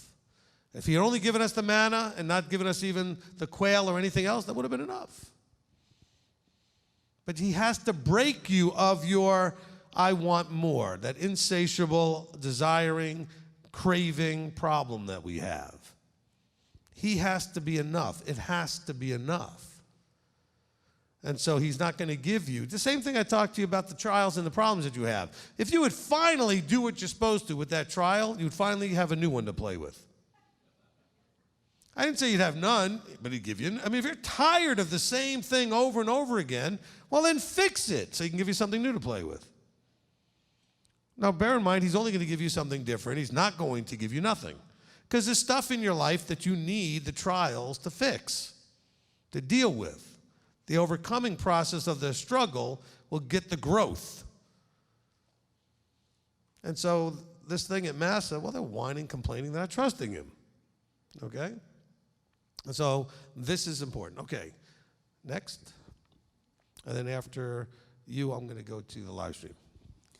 So I actually have two questions. My first is about the Shema. So is it good to say that daily as part of our prayers? And do you have any other possible like daily prayers that you would recommend? No. Let me just say it this way. And I said no for a reason. First of all, the Jewish community says the Shema with every prayers, every set of prayers or anything to do, and they include the Shema in that. They wake up in the morning, it's the first thing they say. Before they go to bed, it's the last thing they say. So it's a part of their daily routine. But I don't want you to fall into the idea or the trap that the prayer and the wording of the prayer in itself is of any value. It's not. There's no magic to it. It doesn't accomplish anything. Now, what it hopefully would accomplish if you said it often enough like the Shema is that you may actually start believing what you're saying and realize he's talking to you. Shema Yisrael, Hear, O Yisrael. Oh, I need to do that. So it's much more vital that whatever you do is something that's going to help you focus correctly on him. And if doing repeating some of the pre-written prayers, like in the Siddur, okay, the Siddur is the daily prayer book for the Jewish community. Beautiful prayers, most of which come straight out of Scripture. But yet again, it's not going to work for everybody the same. It's beautiful prayers, and it may work very well for you. Some of you may be much more benefiting from just using your own words, but the point being that you are speaking to him every day, and that you're helping yourself to focus your mind on him correctly, and taking your mind off of you and placing it on him. So, if reciting the Shema helps you do that, then do that. Okay? That's why I kind of had a package there when I said no. It's not by default the thing we all need to do. But it may be very beneficial to some of you. And if it is, then you should do it. Do you understand where I'm going with that? Okay? I think it's much more valuable to use your words. Now, that's what you might want to do is meditate on his words and then use your words to pray. Maybe you read the Shema and then pray based on what you just read, what you want to say, and how those words impact you, as opposed to just praying and reciting the Shema. So as an English teacher, a lot of times you express understanding by, rewording it in your own words, translating it. So something like that is what you're saying? Right. In other words, you read the Shema and it says, Hear, O Israel, right? Yahweh Elohim, Yahweh is one. And then you might go ahead and pray about something related to that. Father, help me to understand and receive that I have to hear and do, and to understand the oneness of what you are. Okay, whatever it is, I'm just giving you an example. But take it into a place that you can benefit, because reciting it in itself has no benefit just in itself. All right? And that's where I'm trying to kind of get with this. Look, I've done a lot of weddings over the last 20 years. And when we've done the weddings, I have the bride and the groom recite their own vows. Now, a lot of you who got married, you said the in sickness and health and all the standard thing that's been going on forever in Christianity, etc. And I said those same type of vows when I got married 23 years ago, and yet it didn't really mean anything to me. I don't even remember exactly what they all were, and it had no impact because they weren't my words. See, so reciting something pre-written doesn't necessarily have a powerful effect. But when I watched the couples that I did the weddings for recite their own words, it was moving and it was powerful. Not only for the one saying it, but for one hearing their new husband or new wife say those wonderfully profound words of commitment to each other. And so add that into the same mix of what we're talking about so you can see the difference between, look, when I went to the Jewish synagogue as a kid, I just didn't feel like those pre-written prayers were really going to have a whole lot of use for me in terms of effectiveness. I got the cultural part of it. They were beautiful. They had meaning from that point. But I'm talking about effectiveness because they weren't my words. Does that make sense? Okay. Thank you. My second question was, it mentions a lot guarding the commandments. So if you could talk a little bit more about the significance of the word guard, that would be great. Thank you. Yeah. When you think of guard, what do you think of? You might think of one of two things generally. You think about either, the guard standing on duty, he's got the rifle out and he's, on duty that way, right? Okay, or you think of some other military type of person on guard with a shield and a sword or something. But they're guarding something to make sure that nothing gets past. They're protecting something. And so he doesn't just tell you to do the commandments, he wants you to guard the commandments. Because one of the words he uses over and over again is what happens if you get past the guard. You're trespassing. Okay, so he doesn't want you to trespass on the commandments. So he reminds you, I don't want you to, and he tells you, like when we get the 10 Commandments in Exodus versus in Deuteronomy, he says remember quite a bit in one and guard in the other. Because you're not going to guard something if you don't remember it. And that's why when you see something written that's very similar in two places, it's important to focus on what is different. Because what's different is not instead of or a correction, it's an additional level of understanding. It gives you more understanding. So when he tells you to guard and he tells you to remember, now you've got a much deeper understanding. I need to remember these commandments, and then when I remember them, I need to protect them and make sure I don't trample on them and trespass. And so you are the watchman over the word, over the Torah. Now that's in your life, though. This is not you for everybody else. It's not your job to guard everybody else from breaking the Torah. Don't start bothering everybody and picking on them and attacking them because they're breaking something. You've got that wonderful parable about a plank and a twig. That's part of what Yeshua was talking about. He says, you got enough going on with that plank in your own eye. Don't be worried about everybody else's twig. Of course, it's still a plank in their eye, but to you, you should think of it like a twig, and you're not dealing with yours. So deal with your own. And so that was a good question. So yes, guard the commands. Stand watch over your observance of them. Guard yourself from breaking them. Guard yourself from forgetting about them. Guard yourself from missing it or missing the mark. Does that make sense? All right, great question. All right, Rob? Okay. Well, can I follow up on that one in 6:25? And it said, that it says righteousness for us when we guard to do all his command.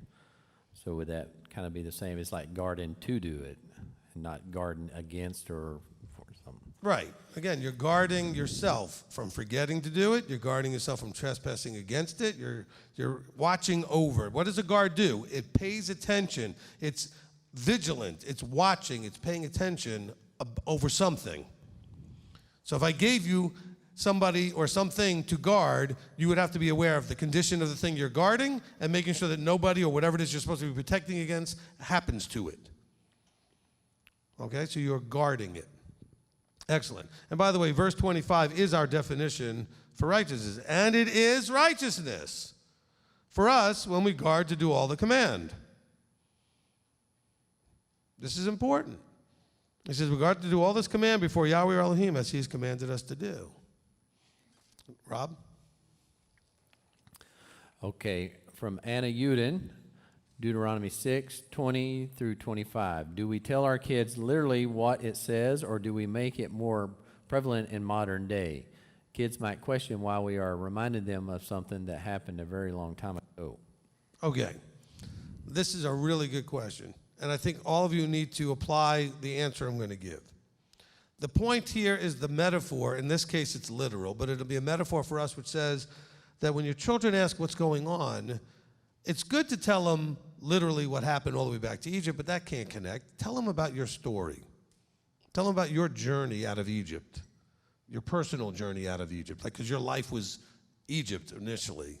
And then he did the things we talk about in Exodus 6 that we read, on the Holy Day, verses 6 and 7, the journey out of Egypt and the deliverance, the setting free, the redeeming. Explain all that so they understand why we do these things. So your son may look at you or your child may look at you and say, well, what is the meaning of all this stuff that you're doing?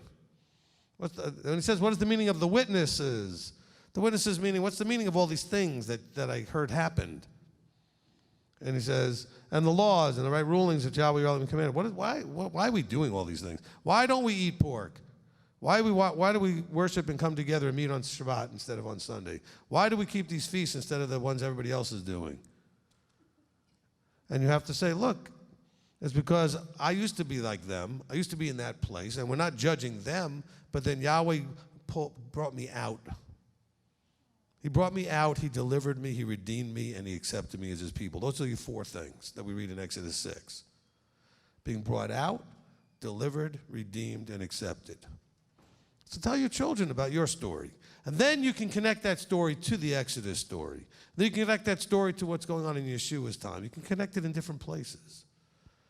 So they can understand not why they should do it, but why you chose to do it. And now you're making an impression on them. Does it make sense? All right, Rob? That's pretty awesome. Anna Uden, I'm sorry, I just read that one. Ashley Williams, Deuteronomy 6:9. Are mezuzahs okay to use as Jewish people use those on the doorposts of their houses?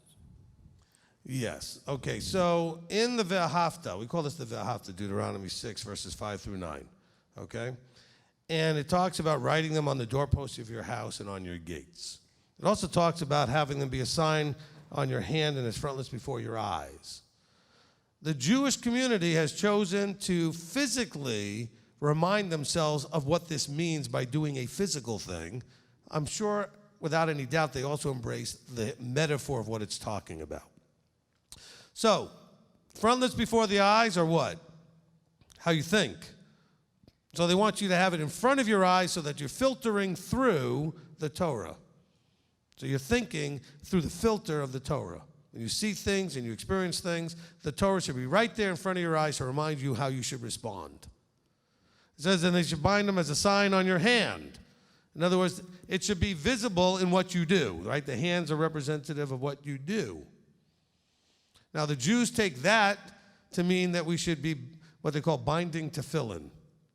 Okay, tefillin are the phylacteries, the little box you see sometimes that you'll see them on the hand and one over here by the forehead, okay, as a sign. And these words from Deuteronomy are on a little scroll inside the box, okay? And so, do you need to do this? No. Just like the prayers of the Siddur, they can be very meaningful to do. It could be a blessing to you to do. There's a lot of metaphor, symbolism, that when we do something that even though it's not the literal thing itself, but because it's literal in a sense, but I'm saying it's not what he really is meaning. Because it's not that concerned about you putting a box on your hand or something in front of your forehead or putting a little thing on your doorpost. He's trying to get you to think about what it means to think a certain way, to do things a certain way. And then when we get to the mezuzah, okay, that's actually the Hebrew word there, mezuzot, okay, which is the plural for mezuzah. When you put these on the signs on the doorposts of your house and on your gates, he's saying when people see you at your house and your gates of your property, they should know this is a covenanted space. It should be written all over what you do. In other words, not physically written, but it should be obvious that people, when they see you, to know that Torah is observed in this place. All right? So, is it appropriate to put a mezuzah on your doorpost? Absolutely. I've got them on mine. We have them in our buildings as a reminder of this chapter and this section of the Ve'ahavta. Okay, and it's called the Ve'ahavta because in Hebrew the first words are, and you shall love. Ve'ahavta means, and you shall love. Okay? And so, the thing that I would tell you about the mezuzah is that I want you to understand how you see people, I don't know if the word is reacting to it, interacting with it or whatever, but you might see people touching it and touching their mouth. And so you want to understand what that's all about. Most people do it incorrectly, and it looks like paganism because they don't know any better. Because when they see something, they, in their mind, process some idea of kissing it or loving it or something, and so they think to go to their lips and then to go to the mezuzah. That's backwards. There are verses that say the desire is to have His word on your lips. And since the mezuzah represents His word, the tradition is to touch it and then touch your lips, exemplifying or symbolizing that desire to have that on your lips. Does that make sense to everyone? Okay. If we were to do a Torah service where we have a scroll, and the scroll would then have a processional around the congregation, which is really the word in your midst, which we talk about, Yeshua in our midst, and the word in your midst, you will see people, again, by tradition, because they don't know what they're doing, some will be touching the scroll and touching their lips. Some will be touching their lips and touching the scroll. And that will look like they're worshiping and loving the scroll in some way, like an inanimate object, because they're doing it wrong. And by the way, people being the type of people we talked about earlier, that they don't listen. I did this in a congregation in Knoxville, 1999 or so. And we did the Torah service, and I explained very specifically, we are going to touch it and then bring our fingers to our lips. We are not kissing it. The tradition also is that some people will grab a hold of their seat and touch with their seat, or they'll take their Bible and they'll touch it and then they'll bring that to their mouth. The idea is still bring the word to your lips. Do you know that still the next week I had a bunch of people all mad because they thought we were worshiping an idol and kissing a scroll? Even though I spent 20 minutes making sure that they understood we weren't doing that. People don't listen. They just see what they want to see and they interpret it the way to interpret it. A lot of it was the anti-Semitism that was coming out because it was too Jewish for them and they just wanted to have a little fit about it. But you have to understand what people in the Jewish community are doing, and that was something to be a good physical reminder of, I want this here on my lips. Amen? All right, so you can certainly have them. You do not have to have them. What you do have to have is a house that is Torah observant. Okay, that's what the verse is trying to get you to understand. And you need to think through the Torah, and you have to have your works of your hands, the things you do, be in the context of Torah observance. All right, Rob? That's all I have for 6. All right, chapter 7, out here. Okay, Rocky? Actually, hold on, Rocky, 1 second. Oh, you're making me wait even longer. Yes, I am. Oh, thank you. Well, it seems like somebody made us wait a little while earlier today for a picture. Okay. Yes! Thank you. There might be a little reaping and sowing there. Okay. Yeah. So this isn't no church social, is it? No. It ain't no dairy bar, is it? No. We have to get up and do something. So you're still going to take the mic before I said wait, aren't you? What was that again? You're still going to take the mic even though I told you to wait. I see. Oh, okay. All right. There's a couple of things in 6 I just want to say real quickly before we go to 7. All right? So just give me a second to kind of pull them out here. All right. So in 6, I want to make sure that in chapter 6 and verse 24, it says, and Yahweh commanded us to do all these laws, to fear Yahweh our Elohim for our good always. It says for our good when? Always. I mean, not just until Yeshua comes and did away with it all? Always. It's for your good always. And listen to this part. It's to keep us alive.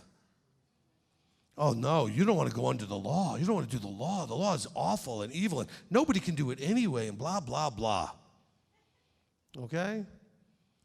That's all nonsense that we all buy into because we don't want to do it. But it's for your good always, and it's to keep you alive. What have I told you when I've told you the 3 things Torah does? Blesses you, keeps you safe. If you're safe, you're alive. It will keep you alive. That's important. And then I have in verse 17, when we talked about guarding, I want us to understand the word diligent. Okay, you have to be diligent about your guarding, which means it has to be important, and you're focused, and you're paying attention. You're not just guarding, kind of like standing around and whatever's happening. I mean, you are focused, and you're paying attention, and you're diligent. It's got a lot of effort in there. Don't be afraid to put in effort. If you think when you get into the kingdom you're not going to have anything to do and you're just going to kick back, you have not understood anything. Abba's got a lot of stuff for you to do, which is why he needs you to trust him and obey his voice, because he's going to give us lots of things to do in the forever. It's not this strumming on a harp staring into the face of Messiah, okay? Which if that's what it was, I would have said, I'll pass. Nothing wrong with you loving a Messiah. I'm just too ADD to think that it would be torture to sit and strum a harp and stare into his face. Okay? I mean, that's what we're going to do. I'm going through all of this to just go, and just strum the thing. And of course, the camera's not on me when I'm doing that. Okay, so I'm just strumming my harp and just basking into his. No, look, we are going to bask in his glory, and we are going to adore our King. But he's going to give us stuff to do. All right, he's going to give us stuff to do. There's a whole universe out there that we could be. It says the whole universe is just waiting with anticipation for when we are going to be revealed and come and do something with all of that. So who knows what he's going to give you to work with? So we're going to be needing to show him that we can be obedient and trustworthy and diligent. Okay? Just make sure we get that part. Let's see if I had anything else. Okay, now we can go to Rocky. You've waited long enough. Did you and Shane set me up for that, or what? No. Because I can't hear. No. It was all on your own. Thank you. It's just with the timing of it when you I know, started. it worked And out actually, I wouldn't have perfect. said anything about the photo earlier if you didn't start giving me grief about waiting. You brought that on yourself. I know. Walked right into it, didn't I? Okay. So it's a general question, basically. And in so many places in Deuteronomy, it tells us how that we're just supposed to utterly destroy those things of the other nations. And and how does that really relate to me? I mean, I think about it as like this emotional frickin' turmoil that it seems because it tells me in scriptures that it's my emotions that I sin by. I never intelligently woke up and think, oh, I'm going to steal something today, or you know what I'm saying. So, how does that relate? How do I really utterly destroy those things? How I guess that's where I'm getting at. I guess that's enough. No, that's a good question. Okay. And I was going to get to this, but I'll do it now, because it does come up in 12 and 13 a lot more. And so we'll take care of it now, though. Look, from a thematic point of view, that's true. I mean, the whole theme here is stop doing all this other stuff, start doing this. You can't do both. Okay, let's just kind of accept that first reality. You cannot do both. Yeshua says you cannot worship Elohim and Mammon. Okay, you can't do both. You have to make a choice. This is my path, and that means that certain things are no longer available to me to do. Okay, they're no longer available. They're no longer an option. They're not there to do. And so when he says utterly destroy, that means there are things in your life that must be removed permanently. They don't come back. Now, when it comes to what Rocky was talking about there towards the end of that, which was the thinking and the emotions, well, you can't just remove thoughts from coming in until they come in. So what he's talking about is taking each thought into captivity. As soon as you have the thought, it must be immediately removed if it's an inappropriate thought. You can't get yourself to the place where you won't have thoughts anymore. They will just pop in wherever they pop in. That's something you can't control fully. You can minimize it because after you change your thinking patterns, you may not think of these things quite as often as you used to, but they still might pop up. And the question is, what do you do? Well, if you grab a hold of it immediately and discard it and lock it down and say, no, we're not going there, that thought is not going any further. We're not going to have an emotion attached to it. It is going to be destroyed as a thought and gotten rid of right away.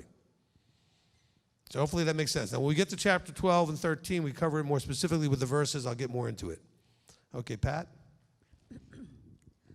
I still have a question for 6. For 6, okay. One of them was, was the one about will keep us alive, and that was one question, but you answered that already.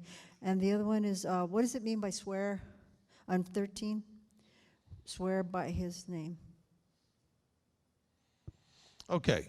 It's the idea of swear is more the idea of making an oath. If you're going to make an oath, make it by his authority. And then you should also know from all the verses about making oaths. If you're going to make an oath, you have to understand just how serious it is. He says, but don't make oaths by other gods or other things. As a matter of fact, Yeshua says, make it easier. Just let your yea be yea and your nay be nay. Make your yes, yes, and your no, no. You don't have to swear an oath about it to make it more, impressive to somebody for them to believe you. If your word has been demonstrated to be what it is, in other words, if your yeses are yeses and noes are noes, you don't have to throw any other impactful, impressive things like an oath. But that's what they would do. They would say things like, as Yahweh lives, I'll do this or I won't do that. Well, that can get you in all kinds of trouble if you don't keep it. You have to keep those oaths. And so that's why we have a whole chapter that deals with, especially for the ladies, if you make an oath in your father's house or your husband's not there, and what kind of damage you may find yourself in. Of course, the men don't have that protection. They just got to be worried about it from the beginning. There isn't anybody to show up and annul it for you. And so understand, again, that's one of those things about the vertical alignment. Ladies, you should be happy that you have a husband that can annul an oath, annul a vow. That's an added layer of protection. Of course, you're going to run off and do it without him knowing. Now you've just got yourself in all kinds of trouble because he wasn't there to annul it. All right. So hopefully that answered that question. Okay, chapter 7.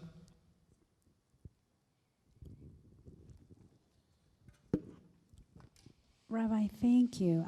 I've been sitting just scratching my head because there's so much that you teach us that applies in this life, but it will apply, that it also applies in getting to the promised land, right, in the spiritual. Well, anyway, I had a quick comment about it because you were saying that we need to, like, Rocky was asking that question about how do you destroy the thoughts and all that. There was something that I did 2 years ago about a 7-day mental diet. We had to actually, intentionally remove every negative thought and just change it into a positive for 7 days. That's what you call a 7-day mental diet. And it's almost like if you did it consistently, eventually the thoughts started to slow down, and then they're not coming anymore at some point after Well, at some point they won't come, but you'll find that random one may still come once a year or whatever. So it comes very, very rarely. But I've not known anybody to completely rid themselves of anything.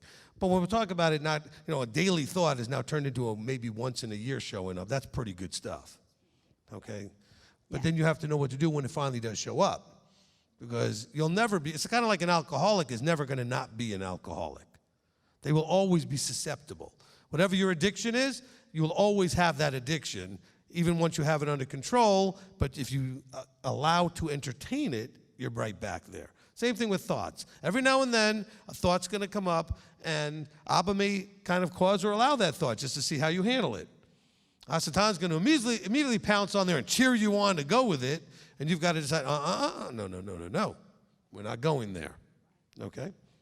Rabbi, there was a verse that I really appreciated when it was verse 6, when he said that you are a set-apart people to Yahweh, your Elohim. Yahweh, your Elohim, has chosen you to be a people for himself, a treasured possession above all the peoples on the face of the earth. And I just love this verse because to me it sounded more like he's chosen me individually, each of us individually. I was thinking about that yesterday when I was making the line and looking at everybody. I was like, wow, everybody here has been chosen by him individually, picked like that for whatever reason, for his desire. It was his desire to do that, but it says in here a treasured possession. And I was thinking how that is probably in his heart, and that's what he wants. Maybe he wants us to keep him in our hearts. It's almost like this treasure, it's something that he wants us to be his children, But also, he has shows no partiality, because there is another verse that says, as the nations that you put under the ban and they perish, you're going to also perish if you don't follow what I'm telling you. So I got that. That was really cool. Amen. All right, I'm going to take this in two directions. All right, one is the direction. Both of them are the directions she covered, but I'm going to just kind of add a little bit. One direction is how you should feel from what he said here, and the other is how you should feel about other people because of what he said here. Some of you with self-esteem problems, okay, and there's plenty of people that have those insecurities and they have really low self-esteem and that kind of thing. Embrace appropriately this verse. If he's opened your eyes and your ears, to him you are a treasured possession. To him, he has chosen you to be a people for himself, a treasured possession above all other people.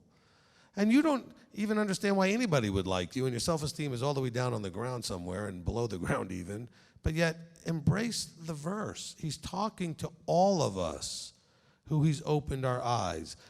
And so help your growth in your believing that you have value out of this verse. You know that there are those, abundantly, those that you know around you that don't know what you know. They can't see what you see. So you know you're chosen. You have to know that because you can understand stuff that when you talk to everybody else, they don't understand any of it. And it's not like it's complicated stuff. They just have not had that choosing that he's done. And so please embrace this verse to build a little bit in an appropriate way. And I say it appropriate because the rest of you that have no problem with self-esteem, don't become prideful about this either. Well, I'm a treasured possession. Okay, because we got people on both sides of that. And there are people that walk around and strut around like there's something special. Some of you know a few churches out there that think that we're the one true church and we're the this, and they think they're really walking around like the you-know-what doesn't stink. Right? And they're all strutting around. You know this. I was in one of those groups one time, okay, for a few years, and that's what they felt like. We're above everybody. We're better than everybody. We're smarter than everybody. And sometimes they come into this ministry, and they're hard to talk to at times. Not all of them, but some of them, because they believe they're already so much smarter than everybody, they can't listen. So I've got people on both ends of the spectrum that we end up working with. We end up working with those that have gone into a more prideful way, and those that, with such a low self-esteem, they're not receiving this. This is a revelation to you, with all of you with your low self-esteem. He's revealing to you, you need to accept it as truth, and then now walk knowing you are to him. Maybe not everybody else you know who doesn't treat you so well, but to him you are a treasured possession. How awesome is that? All right? Now, when Janet was talking about walking in the food line and she's looking and realizing, wow, all these people, for whatever reason, they're treasured, they're called. Now, what you don't want to do is start thinking, well, why would he call that person? What is the reason? So don't try to figure out the reason, okay? Well, why would they call them? Now your thinking is all wrong. You want to have the thought process that she had, which is to realize they are. Doesn't matter that you don't see why, and maybe that wouldn't. You know what? It's not your choice. How's that? That you don't do the picking. Because you don't know. You just know a little bit you know. That little bit that they let you see. And let me tell you something. If you really get to know anybody, you'll find out that most of what you see isn't even close to what they really are. People put on only what they want to show you, to whatever degree they want to show you. The rest of it always stays hidden. Billy Joel had a song, "The Stranger," that kind of covered that. Like, what mask do you have on, and do you let somebody really see you as you are? And most people don't. But when you see everybody in the congregation here today, when you meet other people out there that are Torah pursuant, etc., they had to have some level of being called and chosen, or they wouldn't understand the things they understand. That doesn't mean that they fully embraced everything at this point, but it starts with a bubble being popped, right? And then you go forward and you grow and develop in those ways. So please look at each other as being treasured possessions in his eyes. That will help you look at them correctly. Amen? All right. Thank you. All right. Isaiah. Thank you. I have that issue. That's why I kind of have a problem with this microphone. Not that I'm like embarrassed. I'm not really. More of like the need to be accepted. The need to like kind of fit in. Like, what will people think if they really know? But you know enough about me to know I've been kind of moments or long places of long exposure where I've had to lay naked before the Father. When you were talking about telling our children, being more poignant about telling our children about our own journey out of Egypt would be a lot more effective, and seeing in the words, take heed that you guard diligently these commandments which I am giving you today. And then, like, immediately my mind went to, in Proverbs 4:23, it says, guard your heart with all diligence, because out of it proceed the issues of life. Paul, he says, I forget the things which are behind and reach forward. He says, not as though I've even reached perfection, but I'm forgetting what's behind, and I'm pressing forward to get to perfection. And,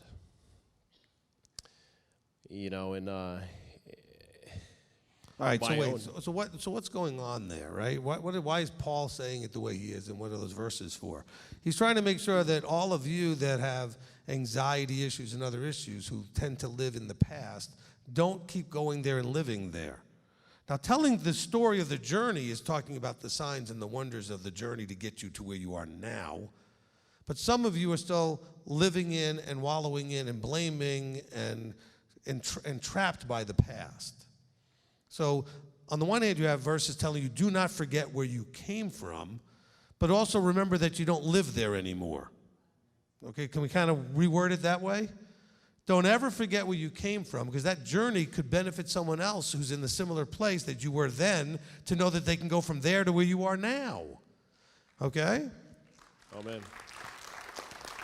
But he said, when you just don't live there. Don't live back there. You're not there anymore. Okay, amen. Go ahead. Amen. So kind of like Moshe is warning them, like, to do diligently and guard. He's saying, because you said it's like, to guard is like a guard standing, shield and buckler, and no trespass. If you've gone beyond the guard, then you're trespassing. Well, I mean, we are warned not to trespass the commandments. Like, I'm really taking that as a heed, warning us to guard ourselves from trespassing. Like, you guard to do diligently, because we need to look inwardly at ourselves. Like, I need to look inwardly at myself. That's what I mean. Okay? Because I was deep in Egypt, all right? But, my daughter is coming to a very intelligent age, and she's opinionated already, and she likes to argue, and I'm like, so I like to reason with her. But she's 8, but she's got so much of my personality and I was always opinionated and just went my own way until I had to learn the hard way. I mean, my bubble got popped a lot of times. The bubble got popped, and I just kept on falling, knocking my head against everything. And, so I'm starting to try to tell her I'm trying to use wisdom, but I'm trying to tell her about what I was and where I was.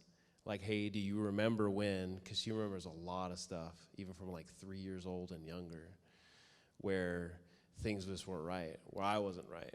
Because I was living in Christianity and just using that excuse, that greasy grace excuse, to be right one week and wrong the next. And so she remembers when things were getting thrown around the house or people were being loud. She remembers. And partly because of my marijuana use and things that I was doing, that I had huge conflict in my spirit. I was not right in my disposition. And I felt it. And I wasn't looking inwardly and going repenting, because I still had to come out and acknowledge the truth still. So I was still trying to live in Egypt. I was much like Israel, wandering in the wilderness and jealous that they didn't have the things that they were being spoiled with, supposedly, in Egypt. So, yeah, I guess just to put that out there and to get some of the words of wisdom on how to break that into her, because she recently had, mentioned, like, we came from Colorado, and she's like, I miss Colorado, and I said, well, tell me 3 good things that you miss about it. And it was all personal experience, perception from this little girl. So, and I'm like, so I started to try to tell her about the economics there, and then the marijuana industry, because of how rampant it is there. It's just everywhere. It's absolutely everywhere. And let her know that that's part of my repentance, part of my journey and my exit from Egypt had to do with that. But not. And being in a place so abundant with it would not have been the best place for you to be. Yeah. Right. It's such an answer. Like, I'm thankful for the answer to prayer. Until we were done with our journey out of Egypt, we were not able to find a Messianic Torah observant community. We weren't able to. We were not able to find the answer to prayer until we were done completing that journey out totally of the Sunday, Christian, pagan, all that stuff. So I'm thankful for that. But I don't want to be like, do as I say, not as I'm doing kind of thing, or like, well, if he did it, it must not be that bad, because you don't remember me being that bad or anything like that, All right, I think I can answer this. Okay, so first of all, I want to ask a question of those of you that have experiences like the drugs, especially the marijuana, which seems to now become being legalized in so many places, who would be willing at some point, if we had a little forum with the Gadol class, to help them understand that they don't know what any of that's really about. They have to hear it from someone who can say, from their own experience, why this is bad. Not just because it was illegal and other people said it was bad, but they need to understand really what it does to cause damage in your life.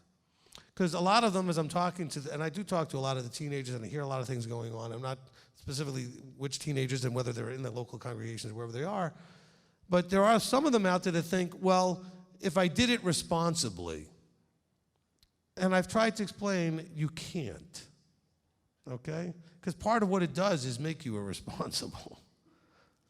And so, but they still think in their know-it-all, naive, childlike way, oh, and the same thing you probably did when you were younger, thinking, oh, well, I'm indestructible, it won't hurt me, I can do whatever, and I'm going to be fine.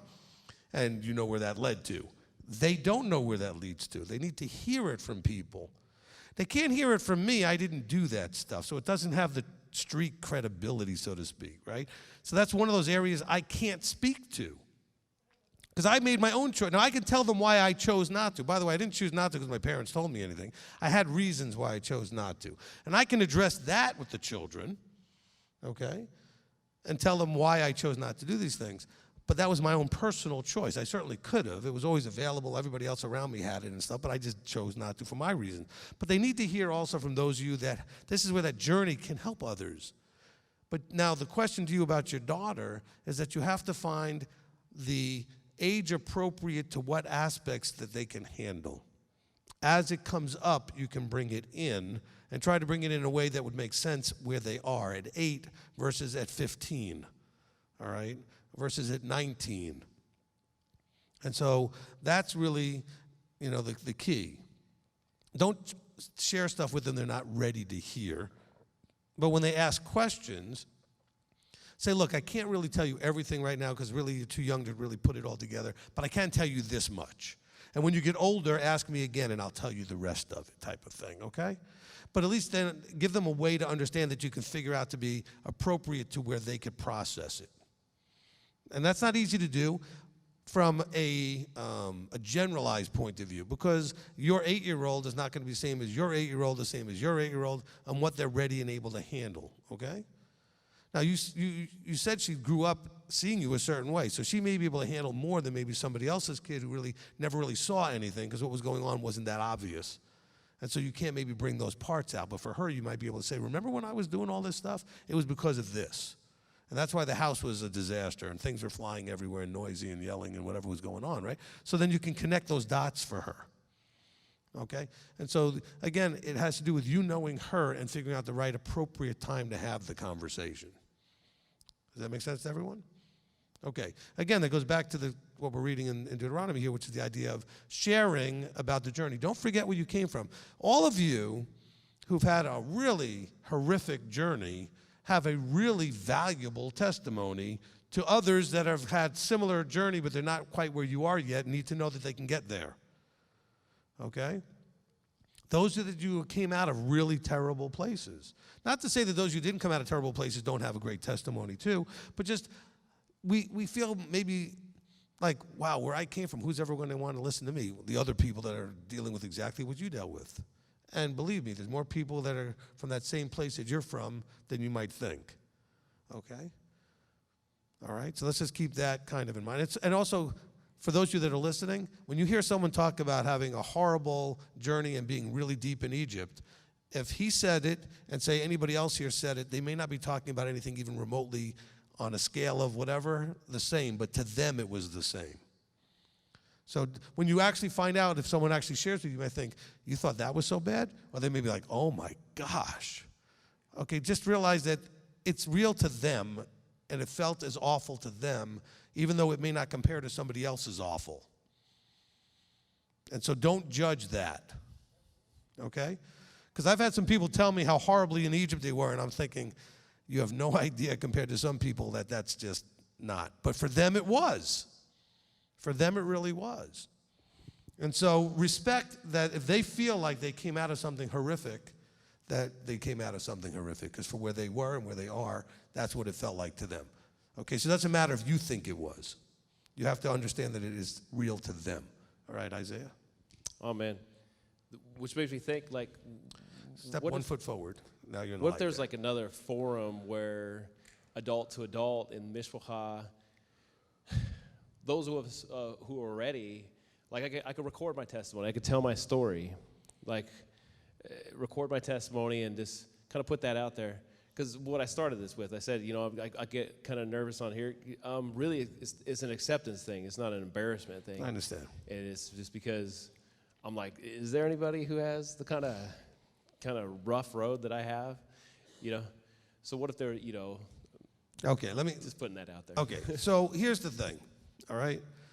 We had started this a long time ago. We didn't do it really with a whole lot of forethought of how it would function. So it didn't actually... I shouldn't say it. It worked really, really great, what I'm about to tell you. So you're thinking, what is he talking about? It worked really, really great, what I'm about to tell you, in some ways. In some ways, it was a little unwieldy and too big, the way we went with it. And what we did was, a few years ago, is we started a men's class after services, and all the men would go into a room. We had about 40 of them, though, so it was a lot of men, okay? And we're standing room only in this classroom that had tables and chairs, and it was all people packed in there. But it was a chance for the men to be able to be open with each other and share their journeys and share their struggles and be able to work through things as men. And then we started one for the ladies, too, to start that process over. And then we realized it didn't work as well as we would like in that size of grouping. So what we're going to be doing, and we've already talked about this, is that I've got a few select men I'm going to start with just to kind of train on how to go through this. And we're going to have no larger than 12 in a group. You wonder where I got that number from? Okay. 12 and a facilitator. Seems like a good model. And so we're going to start out that way, and then if we can get some of those guys trained, so it'll start off with like the elders and the shamishes and some of those guys, and then hopefully they can then, facilitate a group of 12, with the idea being a safe place where men could talk about stuff. Because men, like Isaiah was saying, on all men, no matter how they may feel initially or underneath or whatever, we have fragile egos, and we're easily embarrassed, and we have a thing about rejection, and we're very sensitive to anything that may make us look bad in front of other people and that kind of stuff. And so, it's hard to talk about our hard, difficult things that we're dealing with.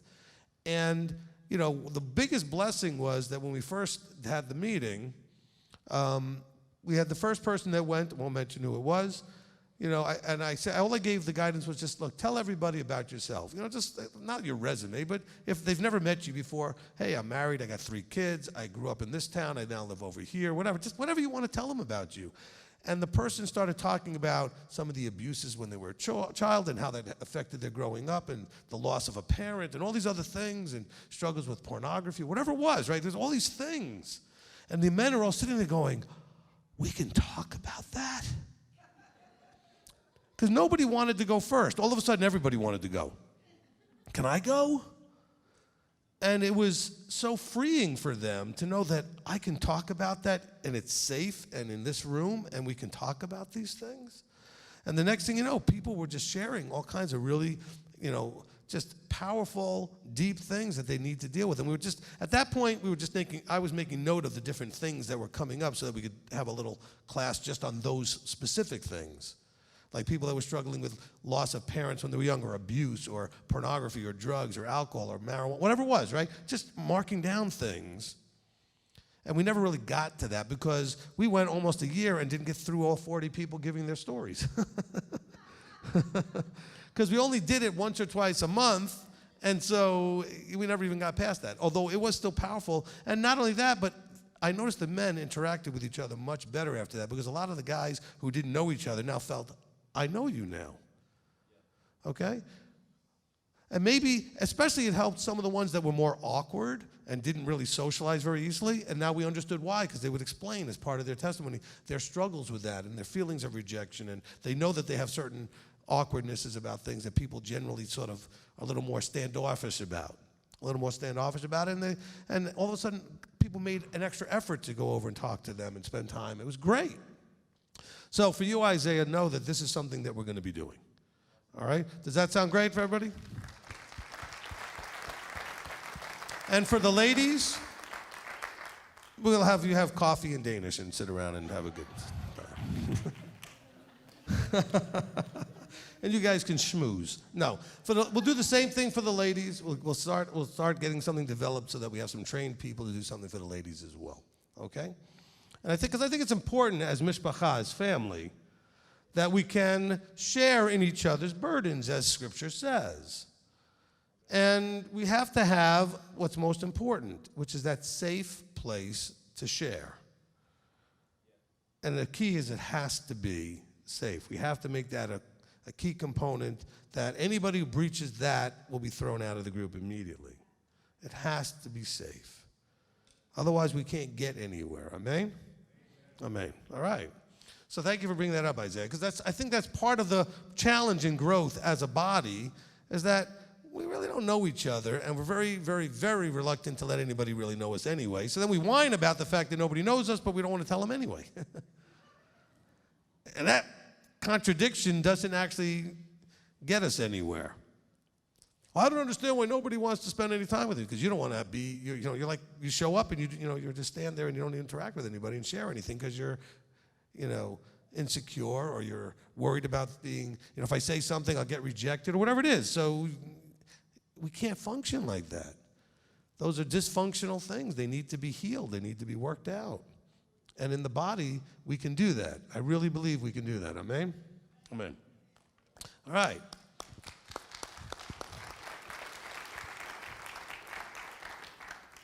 All right, Bill, and then we'll go back to you, okay?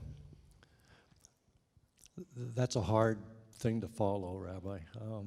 I'm so grateful that came up, and I would be delighted to participate in such a group. Hope that happens.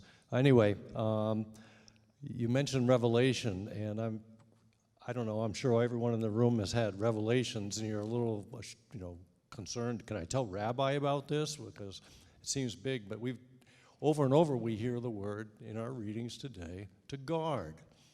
And I never understood what it meant when we were reading in Bereshit, where Adam was put in the garden to till it and to guard it. And what will you guard in that perfect place? What would you have to guard from? But it was always about the animals coming in. And the animal that came in was the nefesh. It was the serpent. Nachash. Nahash. Nefesh yes. is soul. Yeah, right, soul, right. Nachash. The soul came in, and then the Nahash. The one that probably didn't have a soul, you just gave a soul. Yes. Okay, so. But anyways, I saw that for the first time. So why was that important? The fall was the result of Adam's not guarding. and keeping the animals out. Just a comment. Right. Well, actually, it's a combination of the two things, right? Remember, I said guarding is keeping things out, but guarding is also making sure that you're doing what you're supposed to do. Adam did not do what he was supposed to do with his wife standing there and what was going on. And that's part of the problem, okay? That's part of the problem. So he didn't guard himself as to what his role was and his responsibilities, and he didn't keep something out. So you have two things happening there. Both sides of the guarding were the ball was dropped in both cases. Okay, Rob? Okay, Deuteronomy 7, verse 10 is from Anna Uden. What about those who are angry with Yah because he allowed something bad to happen in their life? We could be mad and, quote unquote, hate him for a time, kind of live an agnostic lifestyle temporarily. Okay, so when it says those who hate him, what do you think that means? What does it mean to hate him? Is it just anger and emotion? No. What was that yelled out? Well, disobedience is going to be the reaction to your hating him. Okay? So when you get a root of bitterness, it's your behavior and actions in your mind, as far as the way your mind is focused, that's going to be demonstrating the hate. In other words, it's not an emotion itself that you're feeling like, I hate him.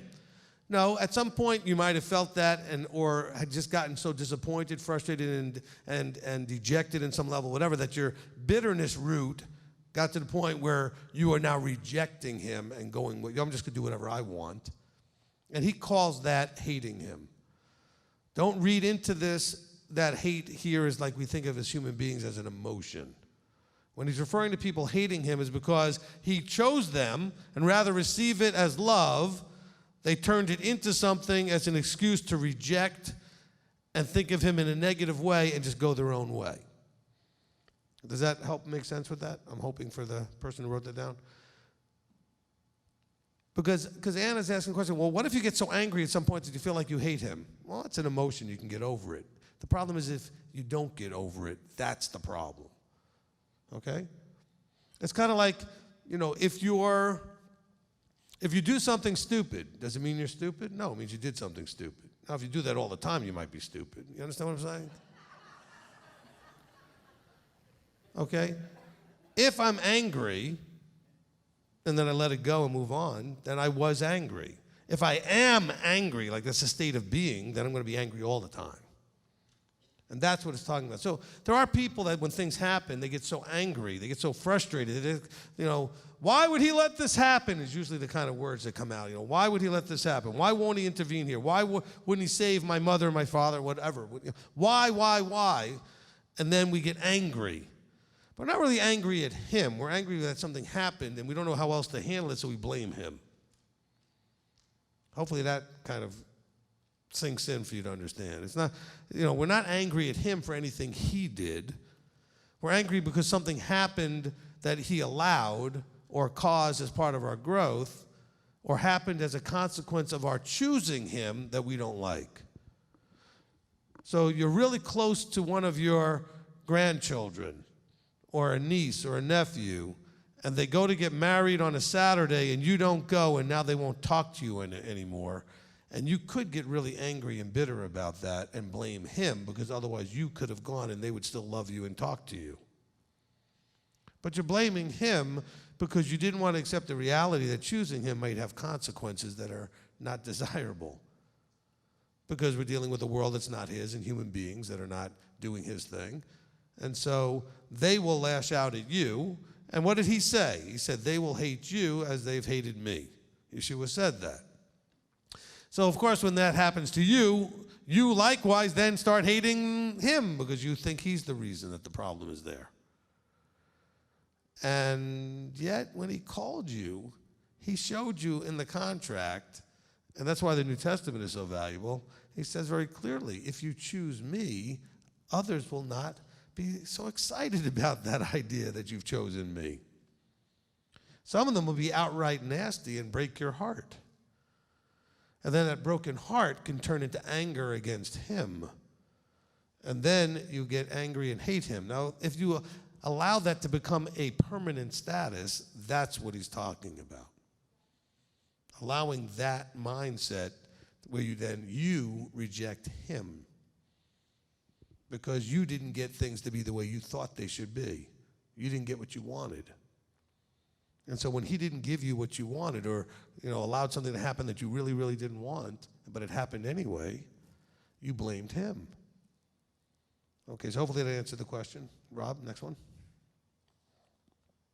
Okay, Anna Uden, 725. Can you give us some examples of what would be considered an abomination? Would that be pork, witchcraft, various forms of porneia? Okay. These are one of the verses I had written down for myself to make sure we cover. So let's look at chapter 7 and verse 25 and also 26. So 25 says, "The carved images of their mighty ones you are to burn with fire. Do not covet the silver or gold that is on them, nor take it for yourself, lest you be snared by it, for it is an abomination to Yahweh your Elohim." Okay.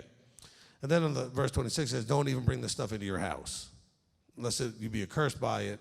Utterly loathe it and utterly hate it, and for it is accursed." So what is he saying here? Now bear in mind, he's been telling you here throughout this chapter, okay, do not do what they do. He's going to tell you that more in some of the other chapters too. This idea of do not do what they do. Do not do what they do to imitate me. Do not do the things of them and say they're of me. So what he's talking about here is like, look, when these things happen and you get to the place where you see these things, look, you started out in Christianity, most of you, or some other place, but most of you came out of Christianity. And so what would this be referring to? The carved images, your crosses, your Christmas trees, your ornaments, your little angels, and all. That's all stuff that is not of him. And if you ever read a description of an angel, they don't look like anything anybody draws as an angel. Okay? Cute little things with wings. Okay, sure. It's not the way the book says they look like, but okay. All right?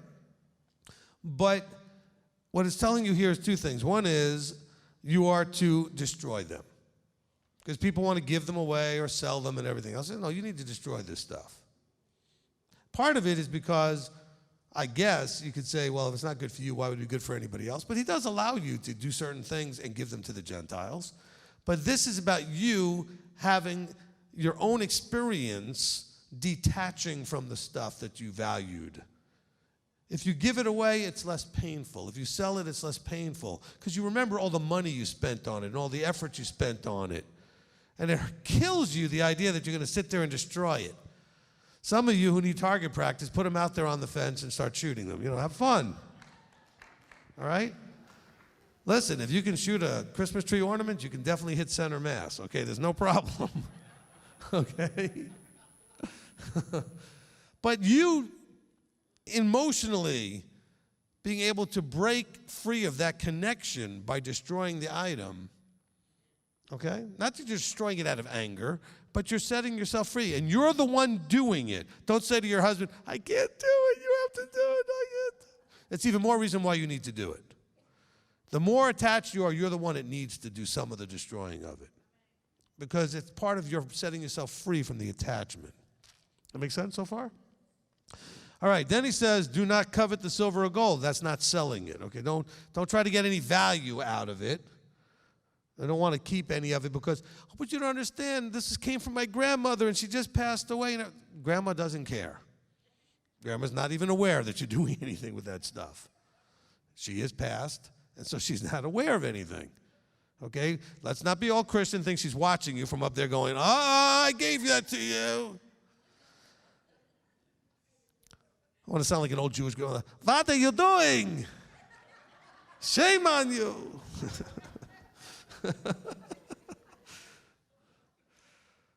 I knew that kid was always a bit meshuggah. Okay, never mind. All right. I just used an old Jewish grandmother to give you a scolding for shooting a Christmas ornament. Okay, never mind.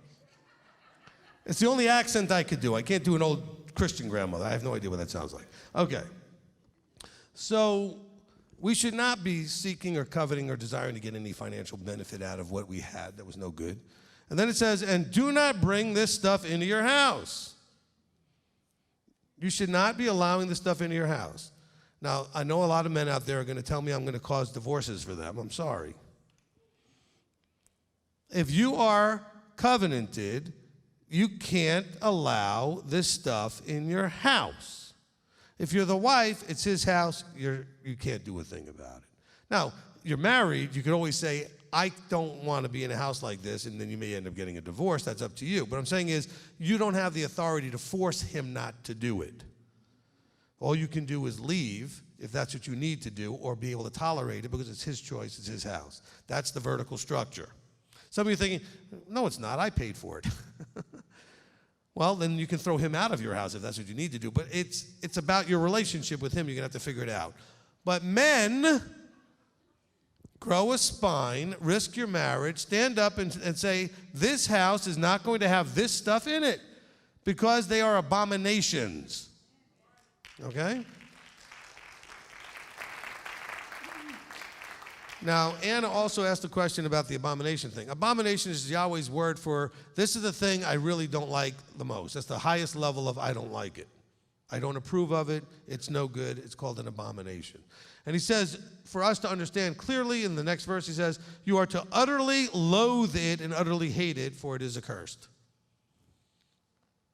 Don't bring these things in your house. If your husband and wife are both covenanted, then neither one of you has an excuse. Do not bring these things in your house. If they're still sitting in a box in your house, let's clean that out. You don't need to be holding on to this stuff. But it's thousands of, so what? You already spent the money. You can't get it back. Have some fun and destroy the stuff. Okay? And don't bring any more of it into your house. Some of you will have guests come over. Why do you let your guests bring junk into your house that doesn't belong in your house? It's your house. Somebody like your brother, your sister, your cousin, your uncle, somebody will come over and they want to bring pork and other stuff in your house. Not in my house. You want to eat that? Go to a restaurant. You can eat it all you want. It's not coming to my house. I'm to guard my house. We're just talking about guarding, right? So you can't bring that in my house. Let's say I had a child. I don't, my children are younger, but let's say I had a child that was an adult and had a live-in relationship with their non-married other. Okay? And that non-married other could be same-sex, different sex, doesn't matter for my example here. In other words, they're doing something that you don't want in your house. If they want to do it outside the house, that's their life, their choice. So if my child was doing any of those types of things, I would say, you are welcome in my house. I don't approve of some of the things you do, but you can't do them in my house. And you're not going to bring that into my house. I respect that that's your life and your choice, and I'm not attacking that, but this is my house. You want to do that in your house? Do what you want in your house. Okay? I don't have to approve what you do. I will tell you that I don't approve of it, but I don't have to. You don't need my approval. You're an adult. You do what you want. And they will. They're not going to listen to you anyway. But I don't have a problem with you telling them, you and your girlfriend or you and your boyfriend or whatever cannot come and stay in my house together. You're not married, you can't stay in my house together. You want to stay in a hotel somewhere and you want to just visit me, that's fine, but you can't do that in my house. Is that making any sense? You have to guard your space. But notice how I said it, though. I'm not judging them. I said, I don't have a problem with you making your own choices, but I have a space that I'm protecting. And that just can't come in here. That has to be only over there. Anywhere but in my house. Does that help anybody? Does it make sense? Okay, that's the same thing with the same-sex stuff. My child, if I had a child that went in that direction, I'd still love my child. And I'd understand that they're making these choices, but I'm not letting them bring that into my house. And hopefully they would understand. Knowing that I developed a relationship up to that point, where we've had enough relationship that they know where I stand, and they know that I've given them enough respect, that I respect that they have the right, and they have the obligation to make their own choices. But I have mine also. And we find that balance. So hopefully that makes sense to you, because some of you are not doing this, and the reason you're not doing this is very simple. And we can go to verse 21. In chapter 7. He says, do not be afraid of them. And by the way, that has to do with all this other stuff that's going on. And he says it in lots of places, do not be afraid of them. He says in chapter 13, don't be afraid of them. Don't listen to people. You're afraid you're going to lose them. You're afraid they're going to reject you. You're afraid they're going to cut you out or cut you off. Social media block you and everything else. Okay, unfriend you. And this is don't be afraid. Please love them. But you don't have to approve of them to love them. Do we understand that? You can still be their parent. Because some of you get so disgusted by their choices that you now shame them because you believe they shamed Yahweh and you, and you reject them, and then they never get the help that they need from you because you've lost the relationship. You got to receive that.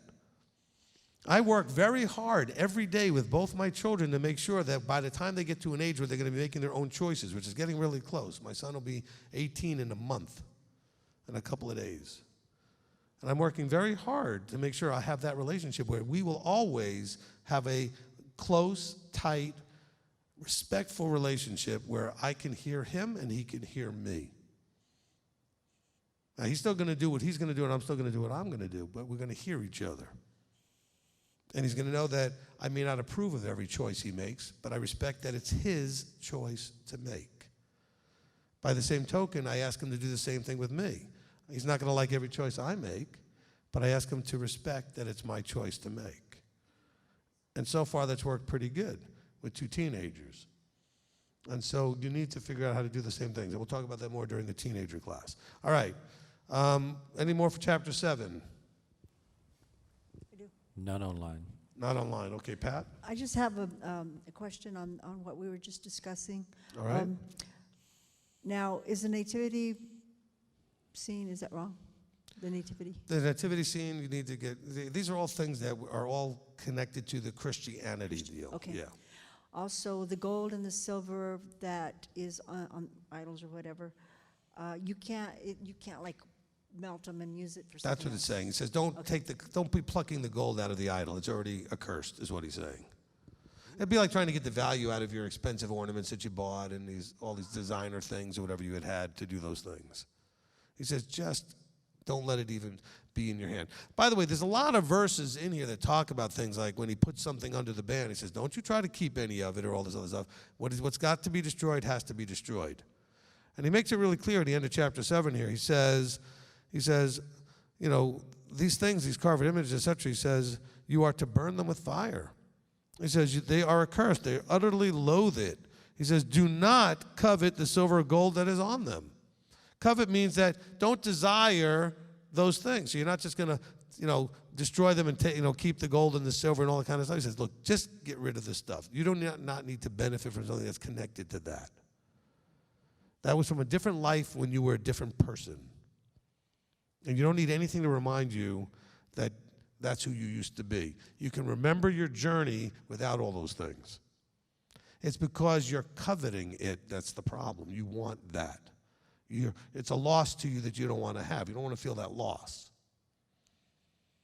Instead, enjoy the feeling of separation from that life and that you're now being set apart. And that's part of the separation and being set apart is to get rid of it completely.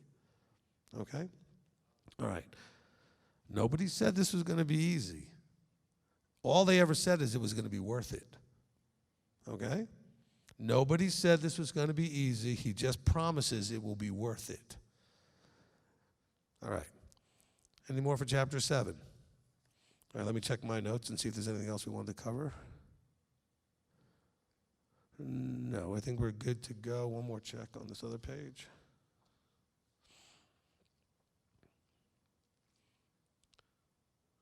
All right, yeah, I got something. Chapter 7 and verse 3.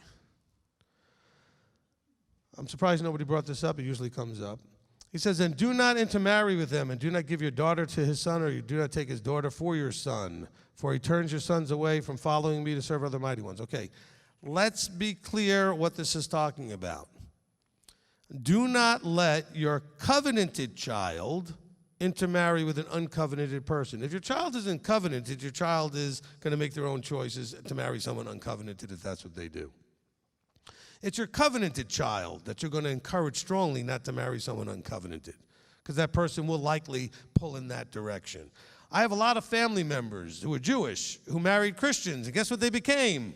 Did the Christian become a Jew or a Jew a Christian? The Jew became a Christian. The influence will be there. Okay, the influence will be there. So this is not just talking about intermarriage in general. You can't just get all in the face of your children and tell them they can't marry someone outside the camp, especially if your child essentially is outside the camp.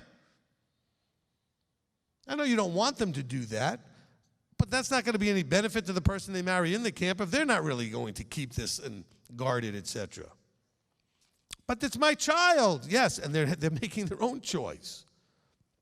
You know?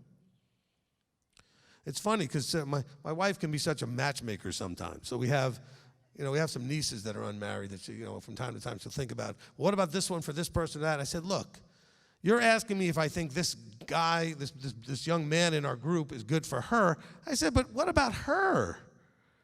She's not doing all this. She's doing some of it. She's Sabbath keeper, but she's, whatever. I'm just saying is, we have to think about both ways. You may want somebody that's wonderfully covenanted for somebody, but if that somebody isn't, you're not helping the person you're pushing in their direction. So yes, you want the best for your child, but this intermarrying thing is specifically talking about your child who's in covenant should not intermarry with someone who's not in covenant. Okay? Lost one member of the congregation, I don't know how many months back it was, a little while ago, because she wanted to date somebody outside the covenant. I kept telling her that's a terrible idea. But she was having trouble finding somebody that she wanted to marry, and she wanted to get married. And she was a little bit older, and she wanted to get married. By older, meaning she wasn't like 20. She was like in her 30s, almost 40, and she just wanted to get married.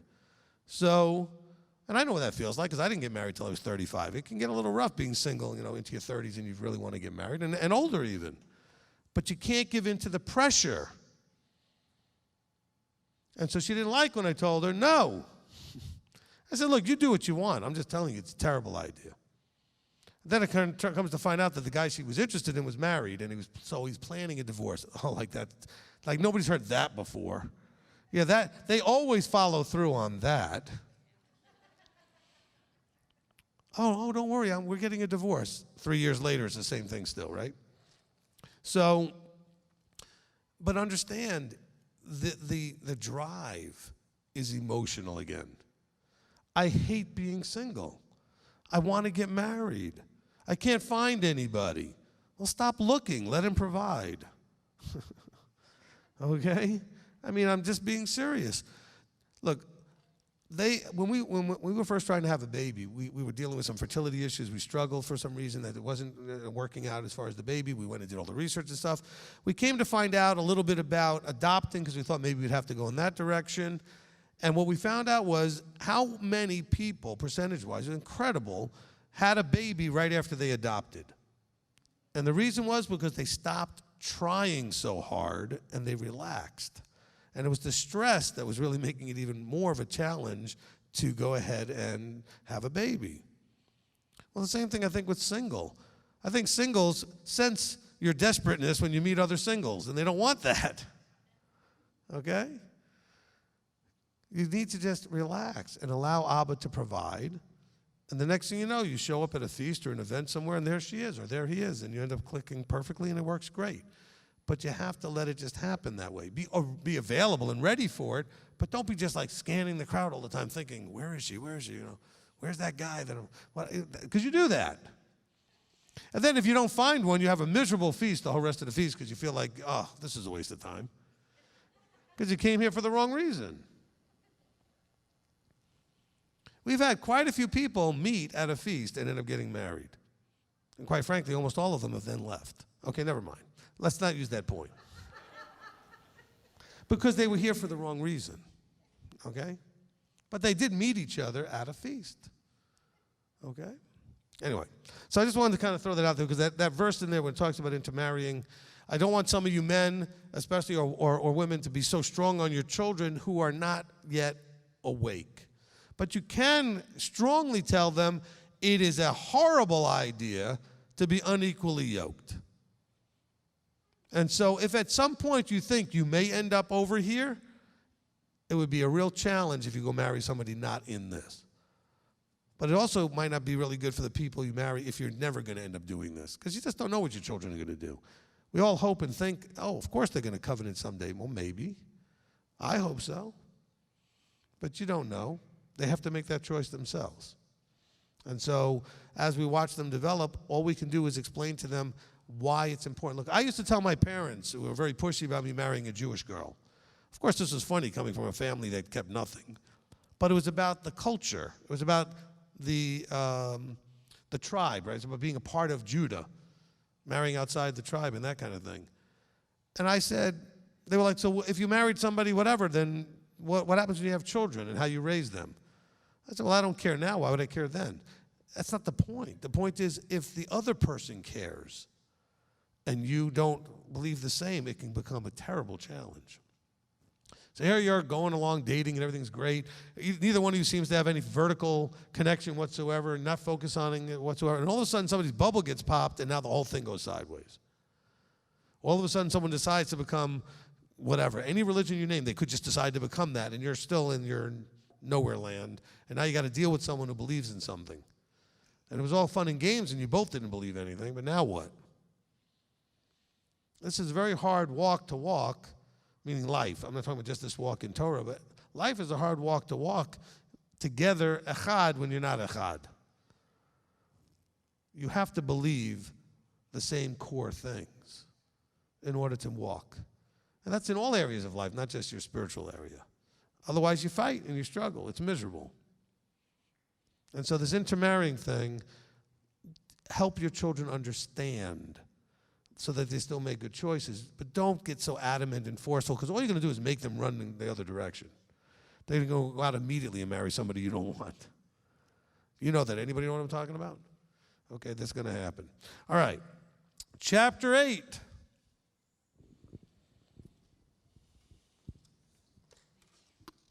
Rabbi, can I ask you something, a follow-up question of what you just said about the children? Yes. So you're saying that everybody's eyes need to be opened, right? Our children included. But if you see a child that tells you that, you know, they're keeping this because they want to, because they believe in it, and you're seeing a change, can we, I mean, how do you tell? Can you tell? I mean, how can you, you know, if it's Nope. more... You can't tell. The wheat and the tares grow up together. The best thing you can do to know anything is when they turn 20, if they go in the water. Okay? Because then they're going to make those declarations. And that's at least a reasonable criteria that they might be serious. Because you never know. Because when it says wheat and tares grow up together, it means you can't tell the difference, and they all look pretty serious. Okay? But with your child, it's exciting and it's encouraging if they're starting to see it and they're giving you kind of discussions that show they're starting to see it, and maybe changes in their behavior that shows they're starting to see it. Encourage that. But you can always have the conversation with them when they start to recognize the desire to be with somebody, to help them understand how to make good choices. All right? If you're talking to the boy, then you have certain things you would tell him about the type of woman he would want to marry, the type of girl he would want to be interested in. Talking to the girl, the same thing. What kind of guy you want to have to marry, what you should be looking for in that person. Okay, based on the expectation of what you should want in a wife or what you should want in a husband. And we should give them that kind of information. Okay? Thank you, Rabbi. Thank you. I just have one on chapter 8. I think it's verse 3, and then tying it with verse 5. You know, when he says that he humbled you and let you suffer hunger and fed you with manna, which you didn't know. You know, and then so it was the humbling process that you always talk about. And then it says, verse 5, thus you shall know in your heart that as a man disciplines his son, so Yahweh your Elohim disciplines you. And I just thought of, you always tells us that in our trials, that we should always seek him first to see if it's something that perhaps we need to fix. Perhaps it's coming out of his disciplining hand as a father, or if it's just, chance, and how you call it, I don't know how you call it, by chance, or that's not related to what we're doing. So I just got that. Okay. Yeah. All right, look. First of all, by the way, with the Hebrew, there's some really funny humor here that you might miss, which is when he says, and he fed you with manna, which you did not know. Well, in Hebrew it says, and he fed you with what's this, which you did not know. It actually is funny in the Hebrew. Right? He fed you with what's, because ma means what. Okay, so mana and this. So mana means what's this? What is it? What's this? Because they didn't know what to call it. We might call it a whatchamacallit or whatever it is. You don't know what to call it, so they called it manna. It actually in Hebrew means what's this? So we had a bunch of this what's this for day after day after day, which they did not know. It's funny. All right, now as far as the disciplining the son type of thing. So when it talks about as a father disciplines a son, so let's not think about today where if you even look funny at your child at Walmart, they call the police, okay? We're talking about back in the day when people disciplined their children. So eventually, and at times in your life, Yahweh takes you to the woodshed and gets out a switch and wakes you up a little bit. All right? Somebody, understands getting spanked. Yahweh does spank us every now and then. He disciplines us like a father does his son. Okay? And so sometimes we put them in timeout. Sometimes we take things away. Sometimes we give them a smack. Whatever it is that's appropriate at the time, that's Yahweh's doing the same thing to you in your life, essentially. The whole point being what? To get your attention focused where it needs to be, because you get in trouble when your attention is focused in the wrong place. Isn't that always the case? And so why do you get smacked around and disciplined the way that? Because somebody's trying to get your attention. Some of us know what it was like to have a father that would smack us. And guess what? Most of us remember whatever it was, we only did it that one time. Now, it's not the last time we got smacked because we found other dumb things to do. But each thing we only did that one time. Because we decided, I don't want to get that again, so I'm not going to do that again. And then we coddle our children now, and they do everything over and over again and never stop because we're never making them stop. We're never giving them an incentive to stop. I'm not advocating smacking your kids. Most children, especially nowadays, it seems like if you smack them, it makes no difference. It used to work on us. This generation, it seems to not work on at all. So I think I spanked my children a little bit when they first were very little, realized it didn't help and gave it up. And I didn't hit them hard or anything. It was just to try to get their attention. I think different generations respond differently. Okay? Because I think I'm speaking from a generation, I'm 58, right? So from that generation, I'm actually a boomer, okay? So that generation had a fear of the older generation, had a respectful fear of those that were older. Children today don't have any fear of anything. They don't respect anything. But that's probably because most of the parents out there that came from the newer generations, we're talking about the parents that are like 40 and younger, 35 to 40 and younger, they didn't respect anything. That whole thing sort of disappeared over the last, say, 30, 40 years. And so those of us born in the early 60s are like one of the last generations probably still had that. When I grew up, people were still saying, yes, sir, yes, ma'am, in school. Nobody's doing that anymore. And if somebody does, everybody looks at them funny, like, oh, yes, ma'am, yes, sir. And so I think it's an important thing when we see this about the disciplining.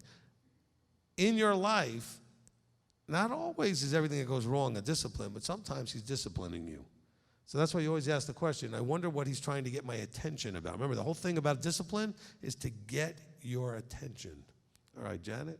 Rabbi, am I connecting this right? When I read the last verse, like the nations which Yahweh is destroying before you, so you are to perish because you did not obey the voice of Yahweh. So our Father allowed them to see what happened to them, the nations, so that they can see, okay, this can happen to me as well. But in our real life, obviously, we don't get to see the people perish because nothing has come to completion yet. But can we maybe see the product or the product of sin, with people who are not covenanted, maybe, or even in our lives, what somebody who's not being following his laws, how that can end up not bringing any fruit, any good fruit in their lives, and maybe that's a way to connect it or not? I think, well, I mean, that could actually work, I suppose, but I don't think that's the right connection. And the reason I say that is because he's not necessarily doing a whole lot with those that are not being called. He's allowing most of what's happening to them to be time and chance and just the normal consequences of their actions. So I want you to consider that. What he's talking about here, though, is that, remember, we talked about the nations that were, we talked about this in the first set of readings, right, a couple of days ago. The nations that were being destroyed and cleared out of the land were being, Israel was being used as in the hand of Yahweh as judgment against those peoples. And that's what he's talking about in this verse. He says, just like these, because those nations must not have obeyed Yahweh on some level. And he's saying, just like I'm destroying them and getting rid of them out of there, I'll do the same to you. So there is a connection, and we don't know what specifically they did, but there is something, okay? And so here's a verse that kind of links to that. All right, Rob? Oh, wait, Rocky, do you have a chapter 8? No, it's actually 10, but I didn't want to be late. Okay. Well played. He said, I didn't want to be late. All right, Rob, chapter 8. Okay, I only have one. From Anna Uden, 8:5, how do we know that Yah is disciplining us? And how do people fit into this? I think I kind of answered that. We don't know. I mean, you just have to ask the question, what is he trying to get my attention about? Okay? I mean, sometimes it's time and chance. We're told that. Solomon tells us that, all right? In Ecclesiastes, time and chance happen to everybody. But sometimes he allows it to happen the way it happens because he's allowing it to get your attention. Look, when it talks about the place where it says, and I will curse them 7 times for their disobedience, and then he says, I'll curse them 7 times more. In one of those verses, he says, and if they are not instructed by these curses, I'll curse them 7 times more. The curses or these adverse, experiences in your life, which is really another word for curses, right? These things that are undesirable happening in your life, they're to instruct us when they're coming from him. So we always have to ask the question, is there something going on that he's trying to get my attention about? Okay? That's kind of the point. All right, Rob? Oh, that was it for 8? Okay. 9. Actually, wait a minute. I got a bunch of 8. Do you have 8 also, Pete? I have an 8. Okay. So about a year ago, my wife and I counseled with you. We were considering moving from Augusta and setting some long-range plans ahead, and we talked about what should we be doing right now. And your advice to us, your counseling to us, was to do nothing, just to wait, because the elections would be coming up, and the outcome of that would largely determine what that would mean with any change and move and retirement and reinvesting and all that stuff. So we did that. And then the elections happened, and we knew we had to move very quickly. So we made some plans, but we also Hold on, let me interrupt for a second. Just so you guys understand, the elections only mattered because he works in a government position. It wasn't like the elections were something I would have told anybody else moving was a big factor, okay? Just want you to understand, because you may be wondering, why would the election such a big deal? And because he and his job and what they would ask him to do in his job would be affected by who got elected. Exactly. Okay, just needed you guys to know that, okay? The very conservative boss I had was defeated by a very progressive liberal boss, and that just was not tenable. So we ran our plans by you then, and you signed off on them. You told us, yes, go ahead and do it. So we felt we had the blessings of leadership, and that was very important to us. So in the space of a very short period of time, I had to find another job. We had to find a place to move to, which was very tough then, it's still tough now. And we had to sell our house, which wasn't as tough. And Yahweh opened up all those doors. I applied for a job and was told it would be a couple of weeks before they could tell me anything, but they called me the next day and offered me the job. They agreed to wait until the end of December of last year for a starting date, which was very nice of them, but that gave us only 3 weeks to pack up and move our house and find a place to move to. And Yahweh opened all those doors. We made 5 or 6 trips to North Georgia looking for land, and it was all gone before we got there. But he found a house for us, and we moved. And it was, I think, around the 22nd of December when we finally made the move. And then I got COVID. And I was supposed to start on the 28th of December, And on the 27th of December, I was in ICU, and I was in the hospital for 3 days. And what kept going through my mind was, I kind of jokingly thought, certainly you didn't take me out of Egypt to kill me. And that struck me as kind of funny.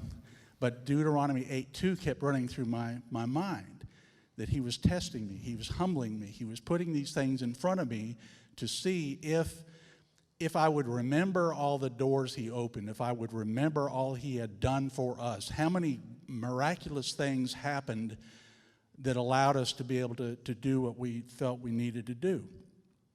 And even while I was sitting in the ER and on oxygen and waiting to die, essentially, I thought, no, this is not going to be the outcome of this. This is a test for me. And I welcomed that test. I said, this is great. I get to show that my faith is still intact and it's not shattered at all. And I ended up not starting for 3 weeks at work and didn't know it, but they weren't going to pay me until I actually started, which meant I was out income. And when you move from one job to another, we were out without income, which was a financial issue. And everybody knows, because more than half the congregation has moved to do that, so they all understand that. But the other miraculous thing, we continued to tithe, 3 tithes during all of that, and we kept getting checks in the mail. We kept getting insurance checks and settlement checks, and one check that we never expected. Some were from things we had 4 and 5 years ago. And all of those, all the shortages we had were answered by that. And that's only from him. And that's only because our faith stayed intact that we got through the Deuteronomy 8:2 test. Amen, amen. All right, thank you for sharing that, Pete. All right, we're still in chapter 8. Chris? I have a question about verse 4 when it talks about your feet not swelling and your garments not wearing out. Now, there was also other things like food and water that they had need of, and they were being tested in that way. So in our lives, will there be things that we're looking for? Some things will wear out, and that will have to be like food and water that will be lacking, but there's other things we can expect to not be lacking. No, he covers all of that here, because in the previous verse he talks about it. He said he humbled you and let you suffer hunger, but he fed you, and you got thirsty. He let you be thirsty, but he gave you water, and your feet didn't swell. You were walking all those. In other words, he said you always had what you needed. He's not listing everything, and that often happens in Scripture where not everything is listed. But the point he's trying to make is, you may have needed something, but it was always provided. And other things you never needed, because he wasn't going to provide you with like a shop somewhere that all of a sudden you can get your clothes or whatever was going to happen with the feet and having them walk. He said, but you always had what you needed, is what he's trying to tell you. So you need to take into account what he's saying here and say, I can trust that I'll always have what I need. Yes, but we always, a lot of times when we have need, and so there's like when you're thirsty or you're hungry. So does that mean if we don't have it right now, we will have it later?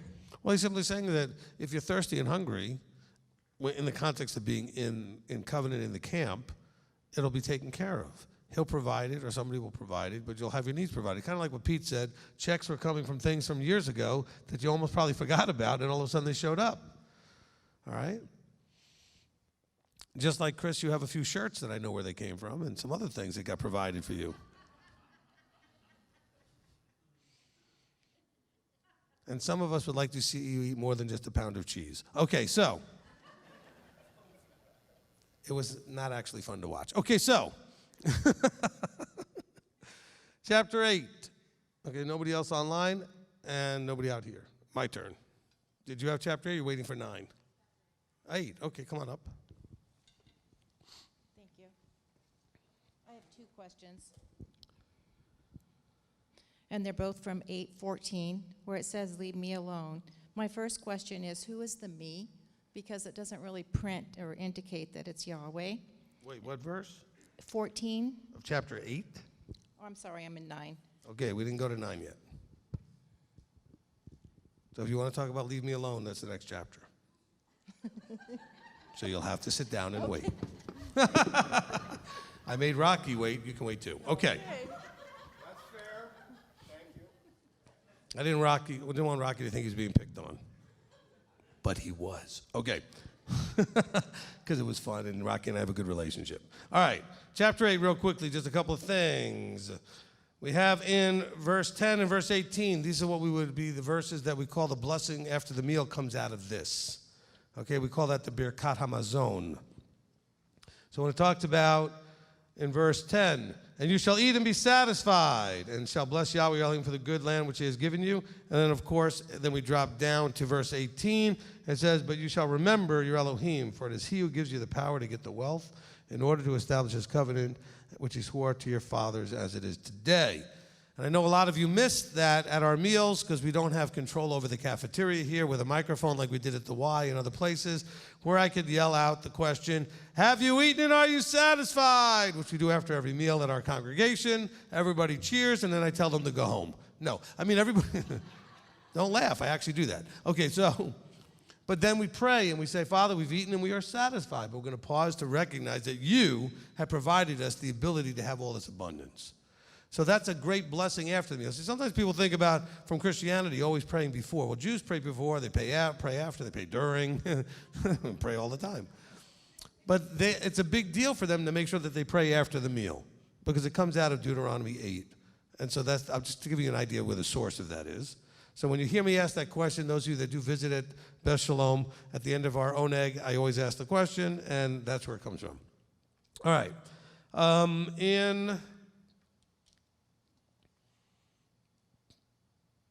Let's see. Actually, I put a little note for chapter 8 and verse 5 when it talks about discipline. I know we talked about circumstances and things, but what about, it says, as a father disciplines you, a father disciplines a son, so Yahweh disciplines you. Who does he use to do that? Could it be leadership and structure at times? Did we ever think? Because remember, it's coming from a vertical structure, a father to a son.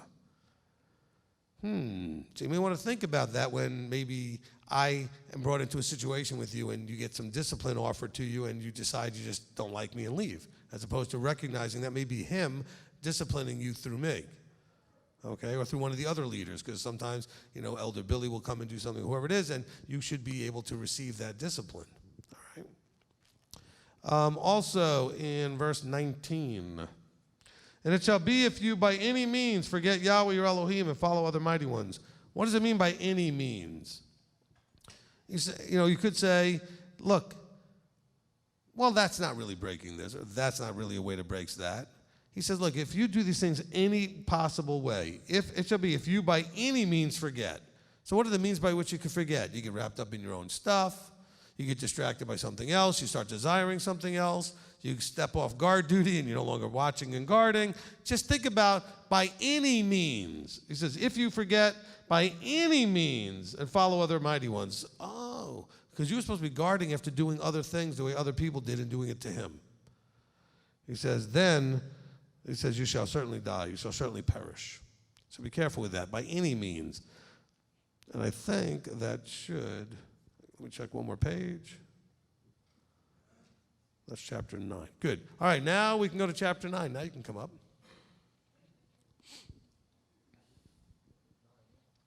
And we can talk about, leave me alone, that part, okay. So what was your question about verse 14? Okay, so where it says, leave me alone, I'm questioning who the me is. And then where it says, so I will destroy them and blot out their names from under the heavens, does blot out mean forever? Okay, so this is one of those situations where the test is all about Moshe at this point. All right, this is one of those like, hey, Moshe, we both know how wonderful all these people are to work with. Why don't I destroy all of them and start again with you? All right, and then Moshe, of course, appeals to him not to do that. And so, whether he meant, the idea of blotting out the name means like nobody would ever think or hear about them ever again. They would just be gone into the ether of history as not being significant in any way. But the main point of that section was the temptation to Moses. You know how much fun these guys are. You can see how much they're disobeying and rebelling and everything else. How about if I just wipe them all out and start again with you? Because he says, verse 14 says, leave me alone so I destroy them and blot them out. And it says, and make of you a nation stronger and greater. This is, again, power corrupts, ultimate power corrupts ultimately is one of those phrases that's out there. Moses had a lot of power. He had a lot of responsibility. He was head over several million people. And Yahweh every now and then would want to see, Moses, is your head in the right place? Especially because he knew the anger issues that Moses had. He's like, tell you what if we just blotted all these guys out? And I just started again with you. And of course, Moshe did the right thing. He said, no, kill me, don't kill them. I must be at fault here. I didn't lead them right and everything else. These are your people. He also did the right thing by pointing out, and if you destroy them, what is everybody else going to think who sees what you did? What's it going to say about you if you pulled your people out of Egypt only to destroy them out here in the wilderness? Now, that wasn't something Yahweh didn't know. He wanted to see if Moses knew it, if Moses was protective of Yahweh's reputation and his name. Okay? All right, good. Anybody else here for 9? Okay? I bet you when I go to the online, I'll have Anna Uden. It's the Janet Anna Uden show. I don't know where Steve Waffle is. I'm missing him. I just thought of 9:26, Rabbi, when Moshe, you said that he was being tested and he interceded, and you were saying that he is such a powerful, he had a lot of power. And then he says, and I prayed to Yahweh, and I said, oh, Master Yahweh, do not destroy your people. And how many of the prayers, how many times during the journey he interceded for Israel, and how Yahweh, in his mercy, listened to his prayer. And I was thinking how you also, every time we come and read the Torah, you bless us and you say a prayer for us. And like you were saying the other day, some people just text you and they know that there's having so much faith that Abba is going to answer because you are interceding for us, and that's just so beautiful. So I just wanted to thank you for that. Right. Amen. Yeah. But there was one more that I have written here, and the tablets of the covenant, I think it was verse 11, and it says, the 2 tablets of stone, the tablets of the covenant. And I was thinking, what's the name of that document that when people get married, they write? A ketubah. Ketubah, yes, the ketubah. So I was thinking, if we're in covenant, that's a covenant, right? A covenant relationship, a marriage. Right. So we're in a covenant with our Father. The tablet, the 10 words are almost like a ketubah for us. Yes. Yes. So when we're breaking it, we're being unfaithful to Him. It's almost like that we're breaking it. Absolutely. Okay. And that's the way it's been viewed by the sages and the Jewish community forever. They all see what happened at Sinai with the giving of the Torah as being the ketubah between Yahweh and his people. Okay, Pat? Okay, verse 20, and Yahweh was very enraged with, no wait, not that one. I'm sorry. 12, and Yahweh said to me, arise and go quickly from here, for your people whom you brought out of Mitzrayim have acted corruptly. When he said that, was that he was just disowning them because of what they did? No. Your people? No, because it's leading into verse 14, which we covered. This is all testing Moses. Okay. He wants to see if Moses thinks they're his people or Yahweh's people. And Moses turns around and says, excuse me, these are your people that you brought out of Egypt, and if you destroy them, this is later in the chapter, right, a few more verses. Yeah. Right. So 12 comes before 14, and that's leading into that. He's laying a foundation. He's talking to Moses, your people who you brought out, which, by the way, he's not just saying it to test Moses that way, but he's also saying, they're your responsibility. I gave you them to bring out. And I brought them out, but you led them. And I want to just make sure that you're looking at this from the right perspective as the head of this group. And so what comes following that is where he then tests them and says, hey, how about we just start over with you? This group of people that you brought out that's not listening, etc.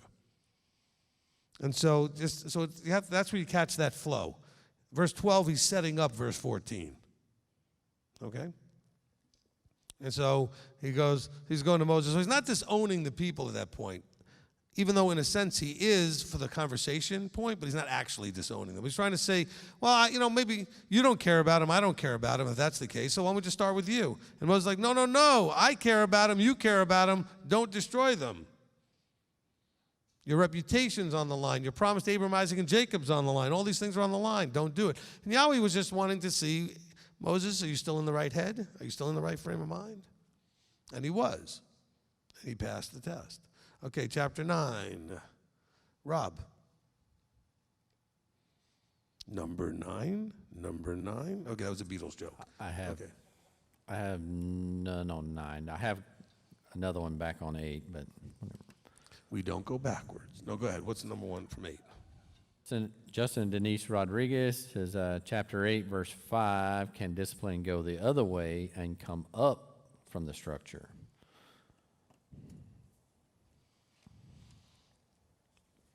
I don't see how. Accountability can, information can, but discipline comes down. Okay, discipline goes from above to below. Now, if there's an issue in the below, then the below might get the attention of the above the above, as you go through the structure, and then the discipline may come down. Okay? So, for example, actually, no, that wasn't the example would work. Never mind, just go ahead. I had a thought, but it was not going to actually match up with where we were trying to go. Actually, I'll do the same. So, like, you see somebody's children? Okay, this isn't a good example, like from the below to the above and trying, but you see someone's children doing something, you want to go to their above for the discipline to come down. So you want to go to their parent. Okay? If you're a child having a problem with a parent, you don't get to discipline the parent. That's disrespect. No parent's ever going to stand for that. So that there are proper channels for grievances to be aired. And, Matthew 18 gives that a little idea of how that could work, etc. But discipline does not come from below up. It comes from the up down. Okay? Which, by the way, means that you trust that if someone above you is the problem, that the one above that person will take care of it. Moses was never, ever potentially a problem to the body because Yahweh had it under control. If he needed to, he would have taken them out and put somebody else in. Just like he did with Saul. Saul was never really a problem for Israel. And when he became a problem enough that Yahweh decided to take him out, he took him out. And so the above always does the disciplining. Okay? Next. Oh, you said you didn't have any for 9? I don't. Somebody else said something about the discipline. From Jersey Girl says, wouldn't Yah just discipline us directly? Does it come through others because we're too blind to see his direct correction? And what's the difference between correction versus conviction? All right, so why? Well, first of all, he can do both, all right? Some things you experience yourself, and it's discipline, and you ask the question I told you to ask, which is maybe there's a reason something just happened. But sometimes it comes through the structure. Why would he use the structure to discipline you? Why? Could it be so that you get used to trusting the structure and respecting the structure? Because all manners of guidance, which includes correction, has to be eventually coming through the structure. And he works through the structure. That's the structure he put in place. That includes, the positive things, the instruction and the guidance and the wisdom that you get, but also the correction and the counsel and the discipline that comes through that. All right? Your parents provided you with shelter and clothing and food and sometimes even let you have entertainment and vacations and all that kind of stuff and bought you ice cream or whatever just to make you happy, but also they corrected you and took things away and punished you. But that was all trying to get you to learn the 5th commandment, to honor vertical structure. That's all really what the 5th commandment's about. It's not just children and parents. When it says honor your mother and father or respect your mother and father, it's about understanding the vertical structure. Okay, anybody else over back there for channel 9? No, chapter 9? No. Okay, I have one that I want to add, and then we'll go to 10. I have one, Rabbi. You have one, okay. Oh, yeah, I have a couple now. So Justin Denise Rodriguez, chapter 9, verses 4 through 7, was this cleansing the land and filling his promise and nothing from their doing? Okay, that was actually one of the sections I wanted to mention was 9, verses 4 through 7, but from a completely different point of view. Okay? What verses 4 through 7 is? It's a reality check. He's trying to tell them, look, don't you think in your heart that Yahweh's done anything because of your righteousness. He says, you haven't done anything. He said, but this is all because of promises I made, he says.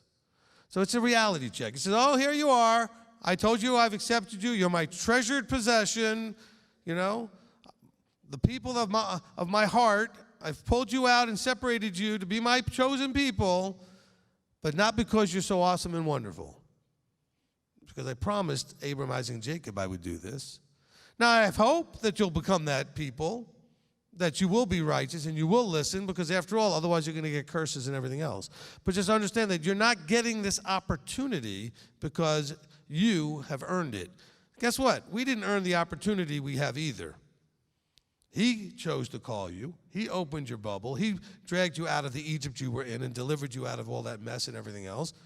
You didn't earn that. But now you can honor that by covenanting.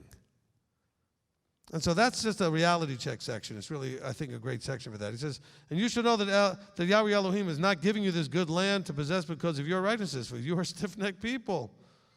Okay? He did this because he promised Abraham, Isaac, and Jacob he would do this. All right. So that's a good section there. Did you have another one? Yes. And in Yudin 9, verse 17, was this another quote-unquote strike against Moses? No, it doesn't. Well, I don't know. It doesn't say that anywhere. Okay, that's where he threw the tablets and broke them. Look, the tablets were at that point of zero value because they had already broken covenant. So they weren't for them at that point. Okay? Yeah, but he did lose his temper there. Anyway, but there's just no verse that tells us that. Okay, so could it have been a strike against them? Possibly. I mean, certainly we wouldn't be surprised if it was. It's just we don't have a verse for that. All right. I do have, so let's go back to 9:4. Do not think in your heart. Anybody heard me say stuff like that like a million times in the last 2 years? Okay, be careful.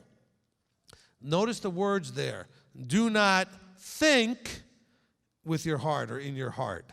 We think, those are the thoughts, and then the emotions of the heart. He says, don't think with your heart.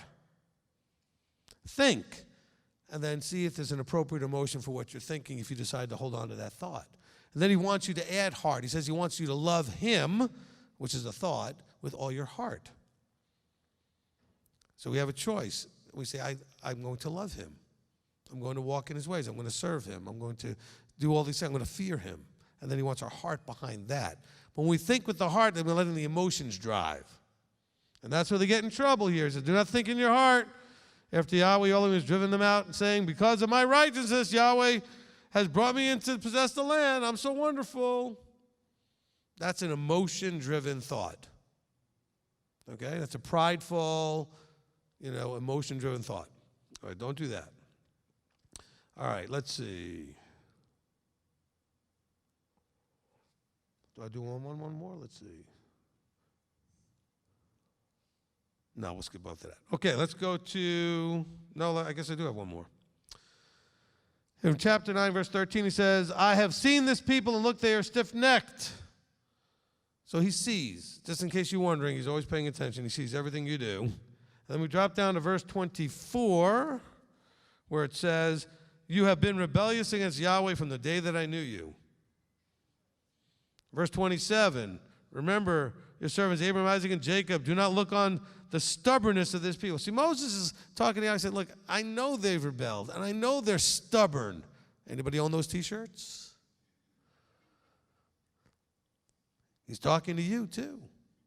All of us can end up in that place, okay, of being stubborn and rebellious. Just watch out for all that. Okay, chapter 10. You have chapter 10, okay, Marlene? Oh, you have 9. Come on up. Thank you, Rabbi. I apologize. I was in the bathroom. I apologize. Okay. So, what I want to say was regarding verse 7, where it says, remember, do not forget how you provoke wrath to wrath Yahweh your Elohim in the wilderness, from the day that you came out of the land of Mitzrayim until you came to this place. You have been rebellious against Yahweh.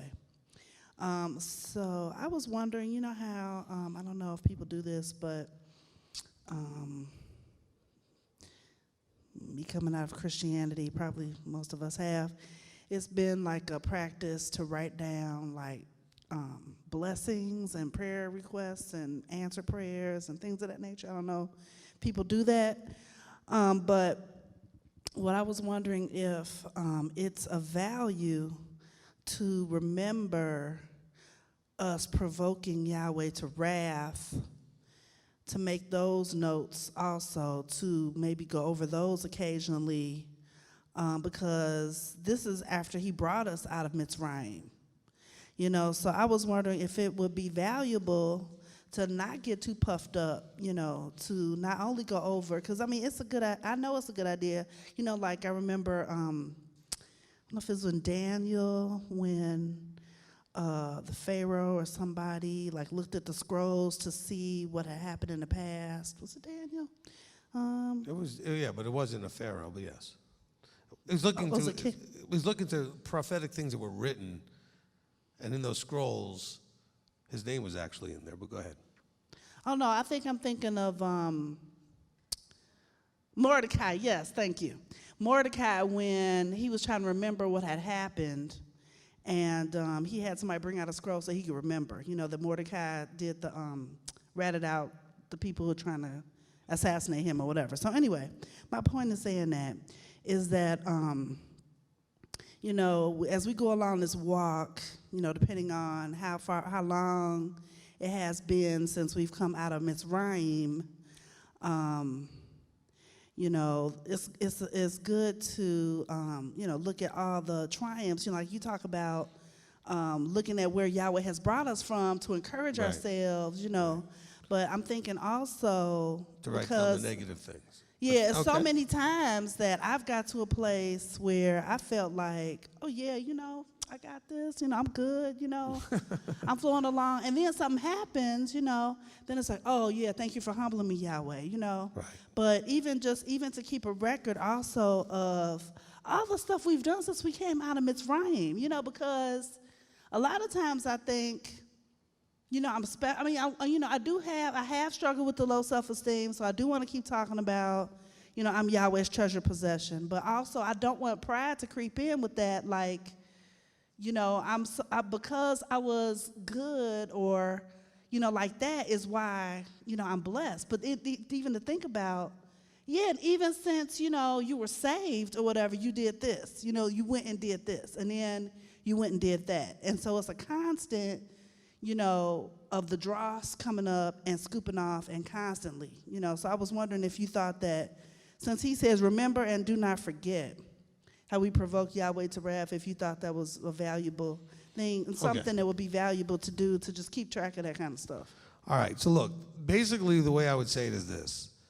Absolutely everything you said was good. The how you do it really is what works for you. You should always be aware of why you're receiving anything blessing-wise. You should be aware that you came into obedience. You're starting to do what you're supposed to, these kind of things.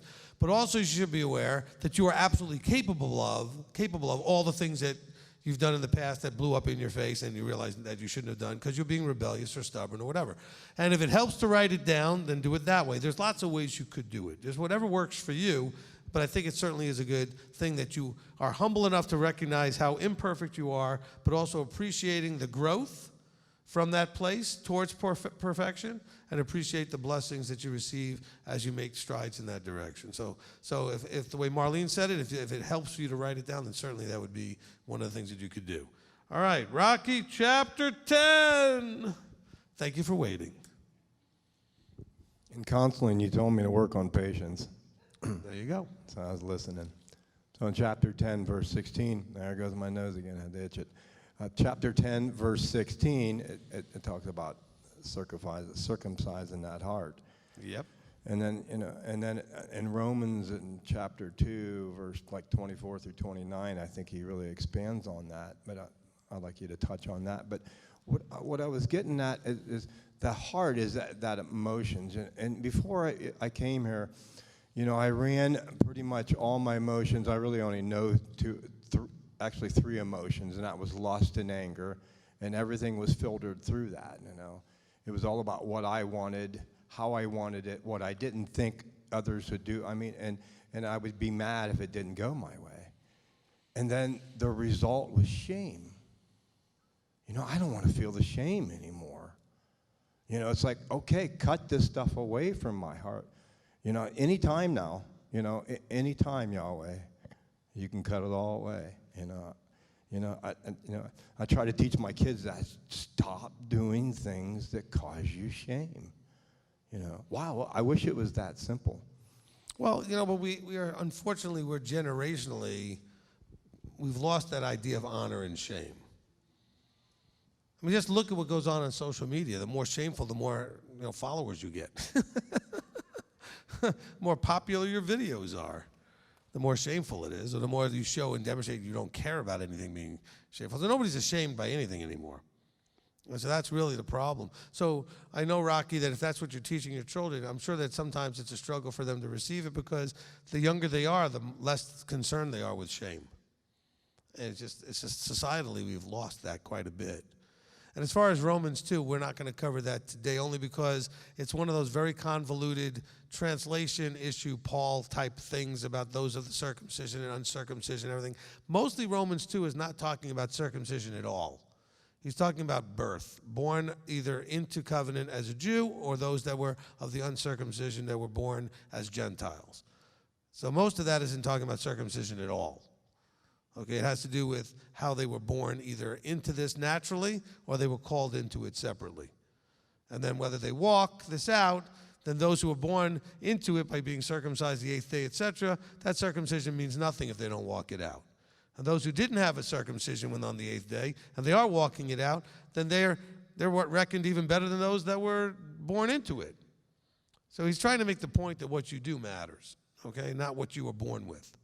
That's really more what's going on in chapter 2. But to go through it verse by verse, it's written in a somewhat, I don't say it was written convoluted, just the way it's been translated makes it a little confusing. And we are running out of time, and we still have like 3 chapters to do. 4, actually more than that. We get to 13, we're only in 9 or 10. All right, we're trying to get there. And we've got about 30 minutes to go. All right, who's next? Chapter 10. All right, Rob, you got any 10s? Yeah, I have one. Justin Denise Rodriguez, chapter 10, verse 14. Does this mean does it mean all that are and aren't covenanted? 14 says, see, the heavens and the heaven of heavens belong to Yahweh, Elohim, also the earth that's within it. He's just trying to tell you Yahweh owns everything. I don't know what that has to do with covenants or not covenanted. Okay? He's just trying to give you a perspective on who you're dealing with at that point. Every now and then he intersperses these verses that, by the way, you're dealing with the one who created everything, and everything belongs to him. Just in case you forgot. All right, anything else? Chapter 10? Yeah. Anna Uden just asked, 10:9, can you explain this verse better for her? Okay, I mean, that's just your tithing sort of verse type of thing, where it talks about how the Levites have no portion or inheritance with his brothers. Yahweh's inheritance as Yahweh your Elohim promised him. By Yahweh being his inheritance, he's not saying that they inherit Yahweh and the rest of you don't have Yahweh. They're saying is what you give to Yahweh is given to them. That's all it's saying. But you're not giving it to the Levite. You're giving it to Yahweh, and Yahweh gives it to the Levite. And that's the important part of that. So what you would say, because Yahweh, the first 10th belongs to Yahweh. Well, Yahweh doesn't need it for anything. But the Levite does. So Yahweh said, I'm going to have you receive my 10th so that you can live and have no inheritance and focus only on me and what the work I'm doing in providing what you provide for the body, for the camp. He said, and so that becomes yours. All right, any other question? Oh, and by the way, I know I've said this many times, but for all of you out there that have tithing issues, you really need to understand that verse from the point of view that once you give it to Yahweh, and he gives it to the priest, because remember, this was done with Melchizedek before it was ever given to Aaron and his sons.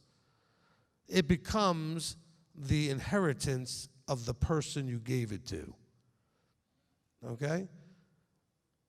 It's not an issue from that point of view, because I know a lot of you really have an issue as to how you think the funds that I receive or whoever the leader might be receives, how they should be spent and handled and this and that. Really, it's his. Now, I don't need all of that, obviously. I spend it on the buildings and all the other things that we do and all that stuff because I know that he gave it to me to do what he wants me to do with it. But that's between me and him, not me and you. Does everybody understand that? Okay? And it's important. And that's not being defensive or any other thing. It's just a really tough thing for a lot of people that are all concerned about what the person does with the money. No, your job is to give it to Yahweh where you see the anointing and the appointing, you know, the pillar of fire, pillar of cloud, whatever you want to call it, where you see that happening. And you go and you support the work being done there by giving your tithe there, and then he gives it to the full-time leadership there, the Melchizedekian, in this case, leadership, because they're not doing the Levite thing at the time with no temple. Their job is fully temple-related. And then the burden of fiduciary is on the person receiving the funds. Is that clear for everyone? Okay, good. All right, so anybody else you have, Rob, for chapter 10? No more 10? Okay. Let me just see if there's anything else here on mine. 10 verse.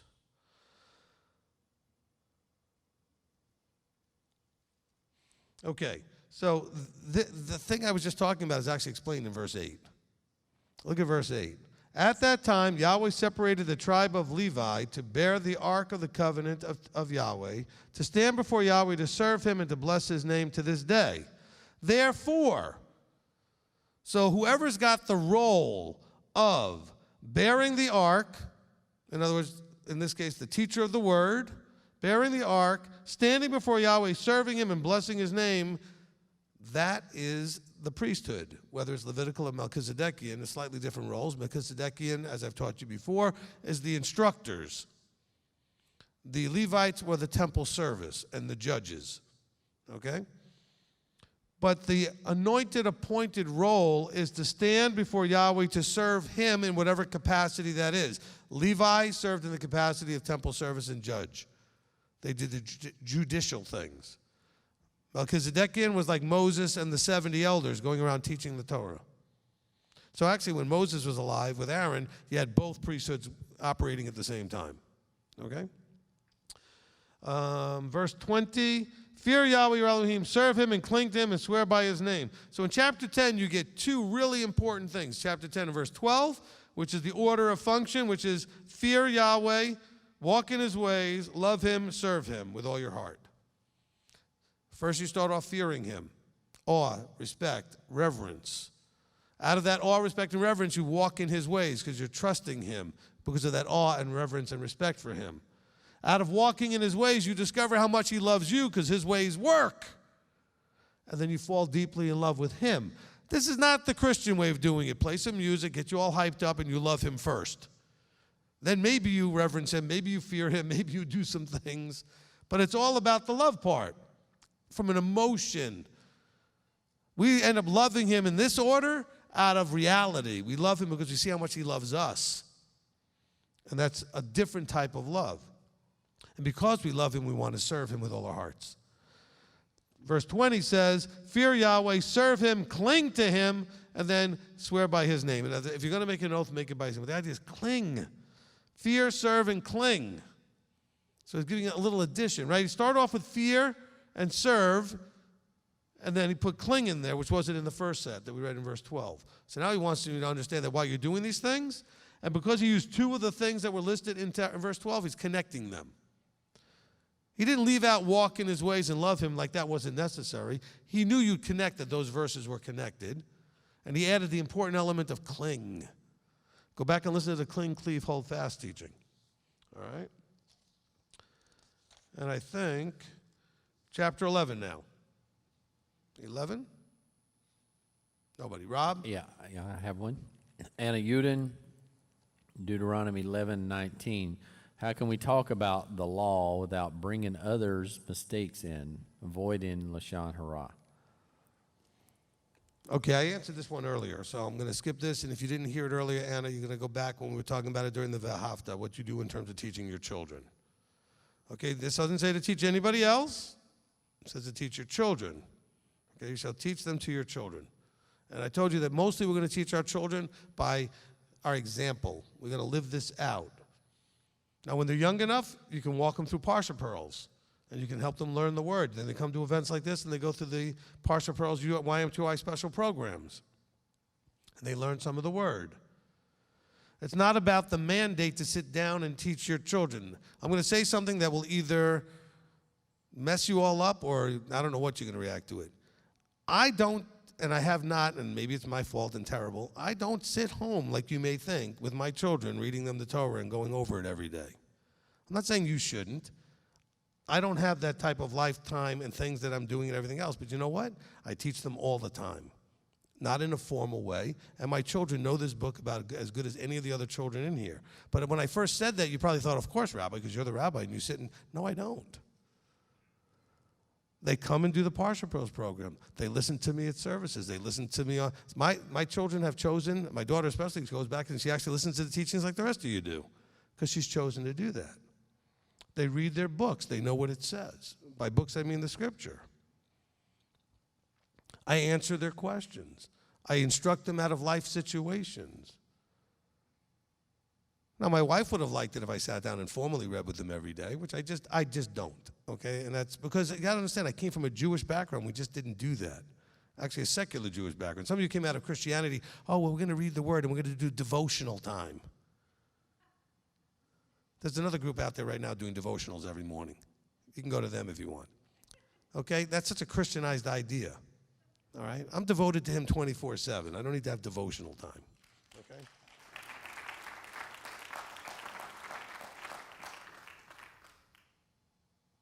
Of course, the phone rang. Okay. So, let's understand. Again, I'm not telling you to do it the way I did it from the point of view of not doing the daily readings or whatever you want to do with your children. But I know my children were getting the Parsha Pearls, every Torah portion every week in the classes that they did at services.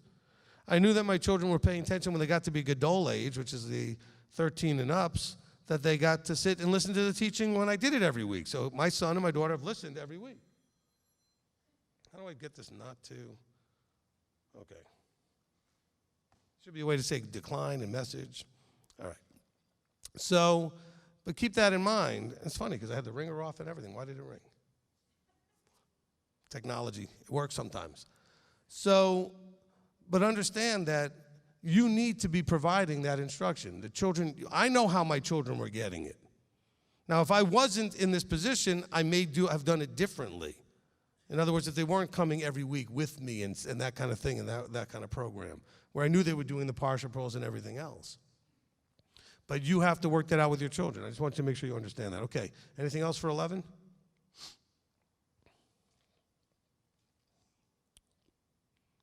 No? Rob, no? Okay, good. All right, did you have 11? 12, okay, let's see what I've got for 11. Let me see.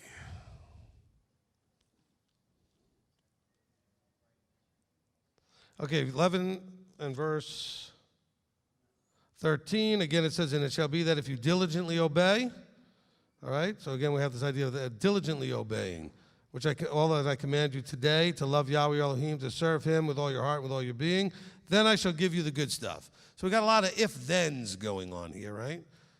And then we have the V'ahavta repeated in verse 18. We just read that. And then we have in chapter, let's see, verse 11, 16. Guard yourself lest your heart be deceived. We're going to talk a lot more about that when we get to 13. That's where it comes down to. What would cause the heart to be deceived? I think probably two things.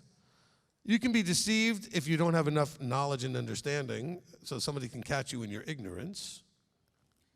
But more likely, the bigger problem is being deceived because what's being offered in front of you appeals to you, because it's a heart deception. It's not an intellect deception. He says, lest your heart be deceived. You want to hear what you want to hear. You want to believe what you want to believe. It's an emotional thing. So one of the biggest traps to get you in the biggest trouble is that your heart gets deceived. He says, so guard yourselves, because if you let your heart be deceived, guess what happens? You'll turn aside, serve other mighty ones, and then the displeasure of Yahweh shall burn against you. So you got to be really careful with that. Be really careful with that. And then,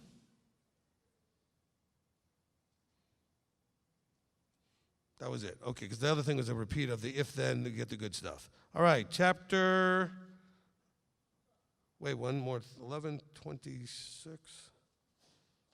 Okay, 11:26. See, I am setting before you today a blessing and a curse. This is the simplicity of Deuteronomy 28. We didn't get there yet, right? But it's going to be really the simplicity of it. I lay before you a blessing and a curse. A blessing when you obey, and a curse if you do not obey. Obey what? The commands of Yahweh. It's not rocket science. It's not complicated. It's not brain surgery. You don't have to be a biblical scholar. He says, look, the blessing when you obey the commands of Yahweh your Elohim, which I give you today, and the curse if you do not obey the commands of Yahweh your Elohim, but turn aside from the way which I command you today to go.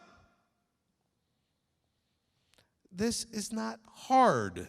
It's not complicated. You don't have to wonder why you don't have enough Bible helps and you don't understand Hebrew and Greek well enough.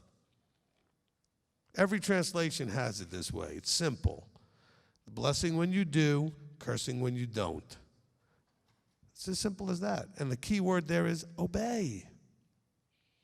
Now, obey doesn't mean, a blessing when you choose to agree with him and a cursing when maybe sometimes you don't agree with him. No, it's obedience. He's asking you to do what he says in an obedient way. Think about a boss to a slave, like an owner to a slave, or a military person to an underling. I say jump, you should be saying how high.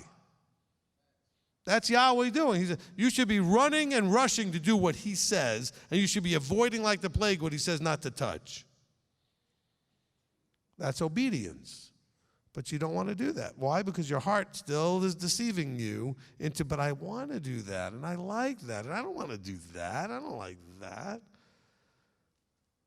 And quite frankly, it's irrelevant what you want. What matters is what he wants. And we have to get there. All right, we have to get there. All right, chapter 12. We got 12 and 13 to do in 20 minutes. All right, so firstly, I apologize for the quaking voice and whatnot earlier because Yahweh's word should be read with boldness. Okay, hold on. You have to put this right there by your mouth. Okay. Firstly, I apologize earlier for not reading the word with boldness. I was quaking, and halfway through the reading, it's a heck of a time to realize that you have extreme camera fright. So anyway. I have that all the time, can't you tell? Oh, yeah, I can tell. I'm petrified every time I'm up here. All right, go ahead. Put it close by your mouth. Yes, sir. So halfway through the reading, as my synapses stopped firing and my brain was shutting down to the theme of Simon and Garfunkel's Hello Darkness, My Old Friend, verse 15 popped out to me, and it says, only whatever your being desires shall you slaughter and eat, according to the blessing of Yahweh your Elohim, which he has given you within all of your gates. The unclean and the clean do eat of it, of the gazelle and the deer alike. So I'm assuming the tameh, I'm assuming the clean and unclean that's being referred there is about people and not necessarily food. Correct. And that's something that's in my notes always to cover when we get to this section. Okay, when you look at this section, a lot of people point to, oh, look, the clean and unclean can eat it, just like the gazelle and the, but both of those are clean animals. Okay, what he's trying to say is that you can eat. Now, this is important. If you don't understand the laws of Tameh and Tahor, the clean and unclean laws, there are certain things you cannot do, and certain times and certain ceremonies and certain things that you have to be clean to do.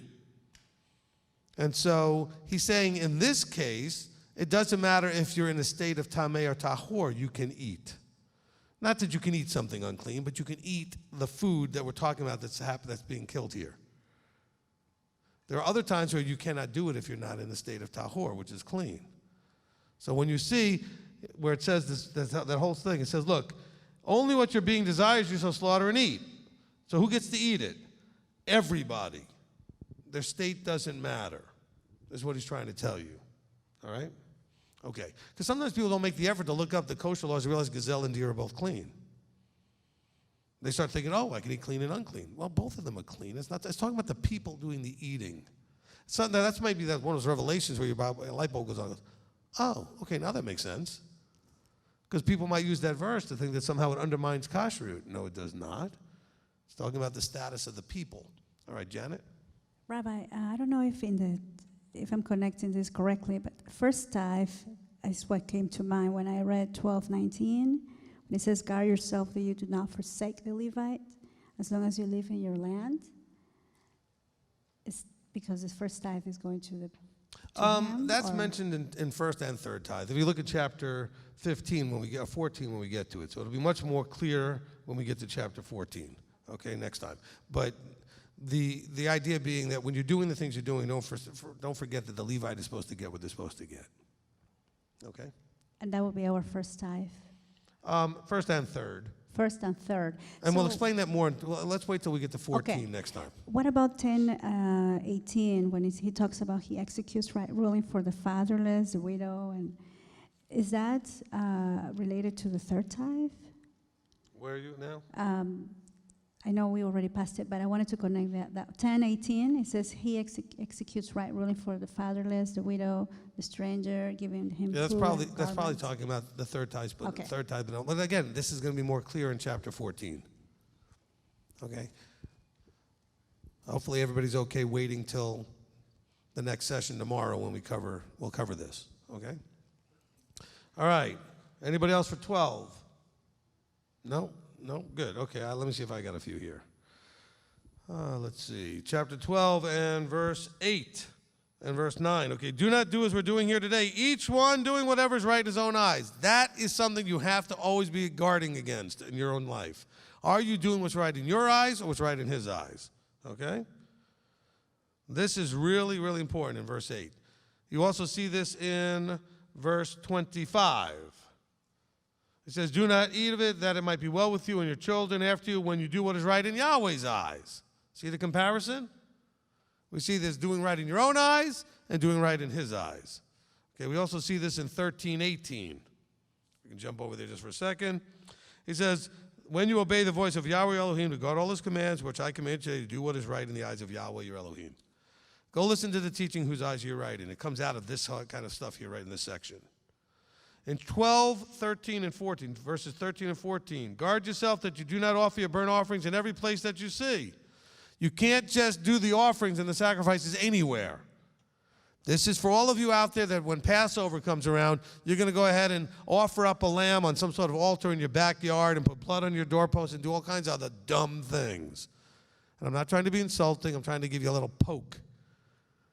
These are anti-Torah things to do. You cannot do the Passover offering in your backyard. There's a place to do it that doesn't exist right now. And as far as the blood on the doorpost, I actually heard the congregations that do this sometimes. It was done once. In the history from Genesis, I should say from Exodus, really. Exodus all the way through to Revelation, it would happen once in Egypt one time. Why are you imitating these things? I have no idea. These are self-anointed, self-appointed people that are untaught.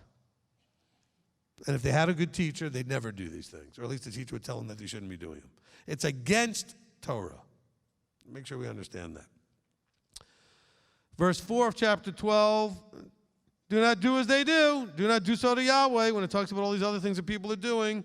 We also see this in 12, 30, and 31. Just go back to yourselves and look at it when it talks about these things. Do not do so to Yahweh. We do not want to do to him what others are doing to their Elohim. He says, this is how I want you to treat me, right? Loving Elohim, loving each other. He teaches us exactly how he expects both to be done. And now we can go to chapter 13. And we just have enough time probably to do that. Chapter 13. Okay, Pete. 13, 6, 7, and 8. Is that applicable to only those people within the camp and covenanted people, or can we extend that to former members who might be secretly enticing people to go after the J-Man or the salt shaker, and doing that away, which seems to be happening here?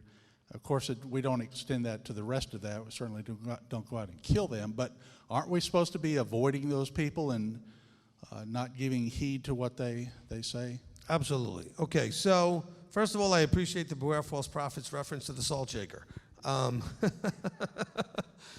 If you've watched the video, you know what he's talking about. Or if you happen to be in Canada, in Alberta, in this lady's house when I first did it, you know it too. Okay, so Look at verse 3. All right, verse 3 it says, do not listen to the words of that person, prophet, dreamer of dreams, whoever it is. Let this be a really strong potential lesson for everyone, because this keeps going on and I don't understand it. You like certain teachers, even though they have proven to be false. What do you mean they've proven to be false? They teach you things that are wrong. And you know they're teaching it wrong, but you like the other things they teach. And he says, no, if they're teaching you things that are wrong, you should not be listening to the words. I think that's very simple and very clear. And I think what it's talking about in verses 6 through 8 is saying, look, those people, even if it be a family member, in other words, somebody close to you, you need to cut them out of your life. It's not, we can't kill them like they did in the camp here. But they need to be purged out of the influence level they have in your life. Stop allowing them an influential position. Oh, but Rabbi, you don't know how important blah, blah, blah was or that person was in my life, in my journey. I appreciate that. That's in the past. Now you know more and you realize where they were wrong and you need to move on. Stop holding on to. Some of you come to me and show me, not in this room necessarily, but people still in our extended ministry who have contact with us will send me videos of Christian preachers trying to impress me with something they said. And I'm like, why are you listening to them? They're not coming out of this truth. They're still in that false reality. Why are they still people you listen to? I know why, because I won't give you the eschatology you want, so you listen to them. Because that's all they want to talk about. Why? Because they got nothing else to talk about. All they want is him to show up and mend this thing already. There's nothing about now. There's nothing to do now. They're not teaching Torah observance and developing the character of Yeshua and all that other stuff. So all they do is tickle your ears with talking about what the end times is like and why this is everything that happens, it's the end times. This is proof. It's it. It's coming next month. That's all they want to do. Sell your books, sell your tapes, sell your videos, whatever. And you love it because you have this desire and this insatiable joy out of trying to figure out what's going to happen. You want to know. I can tell you what's going to happen. You want to know what's going to happen? If you don't walk this out, you don't get to be in. Okay? That's what's going to happen. If you focus on all that other stuff and you don't figure out how to walk this out and become him, you are not getting in. There's your eschatology lesson. Stop focusing on figuring out what time it is. Get a watch. Okay? Look at your phone. It tells you what time it is. But you want to know where we are prophetically. I'll tell you where we are prophetically. We're still stiff-necked and all messed up, and we need to figure out how to walk this out. That's where we are prophetically. And chapter 13 warns you to stop listening to, avoid, and cut out of your life all those that will lead you away from Torah and Yahweh. It literally says that. He says, verse 1, when there arises among you a prophet or a dreamer of dreams, and he shall give a sign or a wonder, and the sign or the wonder shall come true. A lot of people have done this in the past. He says, sign or wonder comes true, of which he had spoken to you, saying, let us go after other mighty ones which you have not known, and serve them. Do not listen to the words of that prophet or the dreamer of dreams, for Yahweh your Elohim is testing you. He's trying you to know whether you love Yahweh your Elohim with all your heart and with all your being. Walk after him.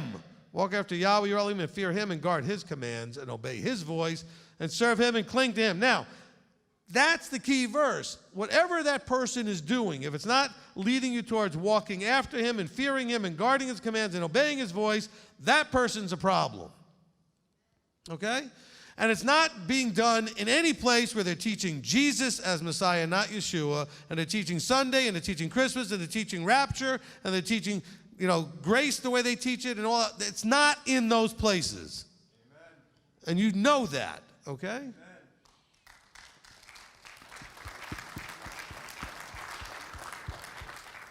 Every time you listen to a ministry and they say Yeshua, Jesus, you should already have warning signs going off.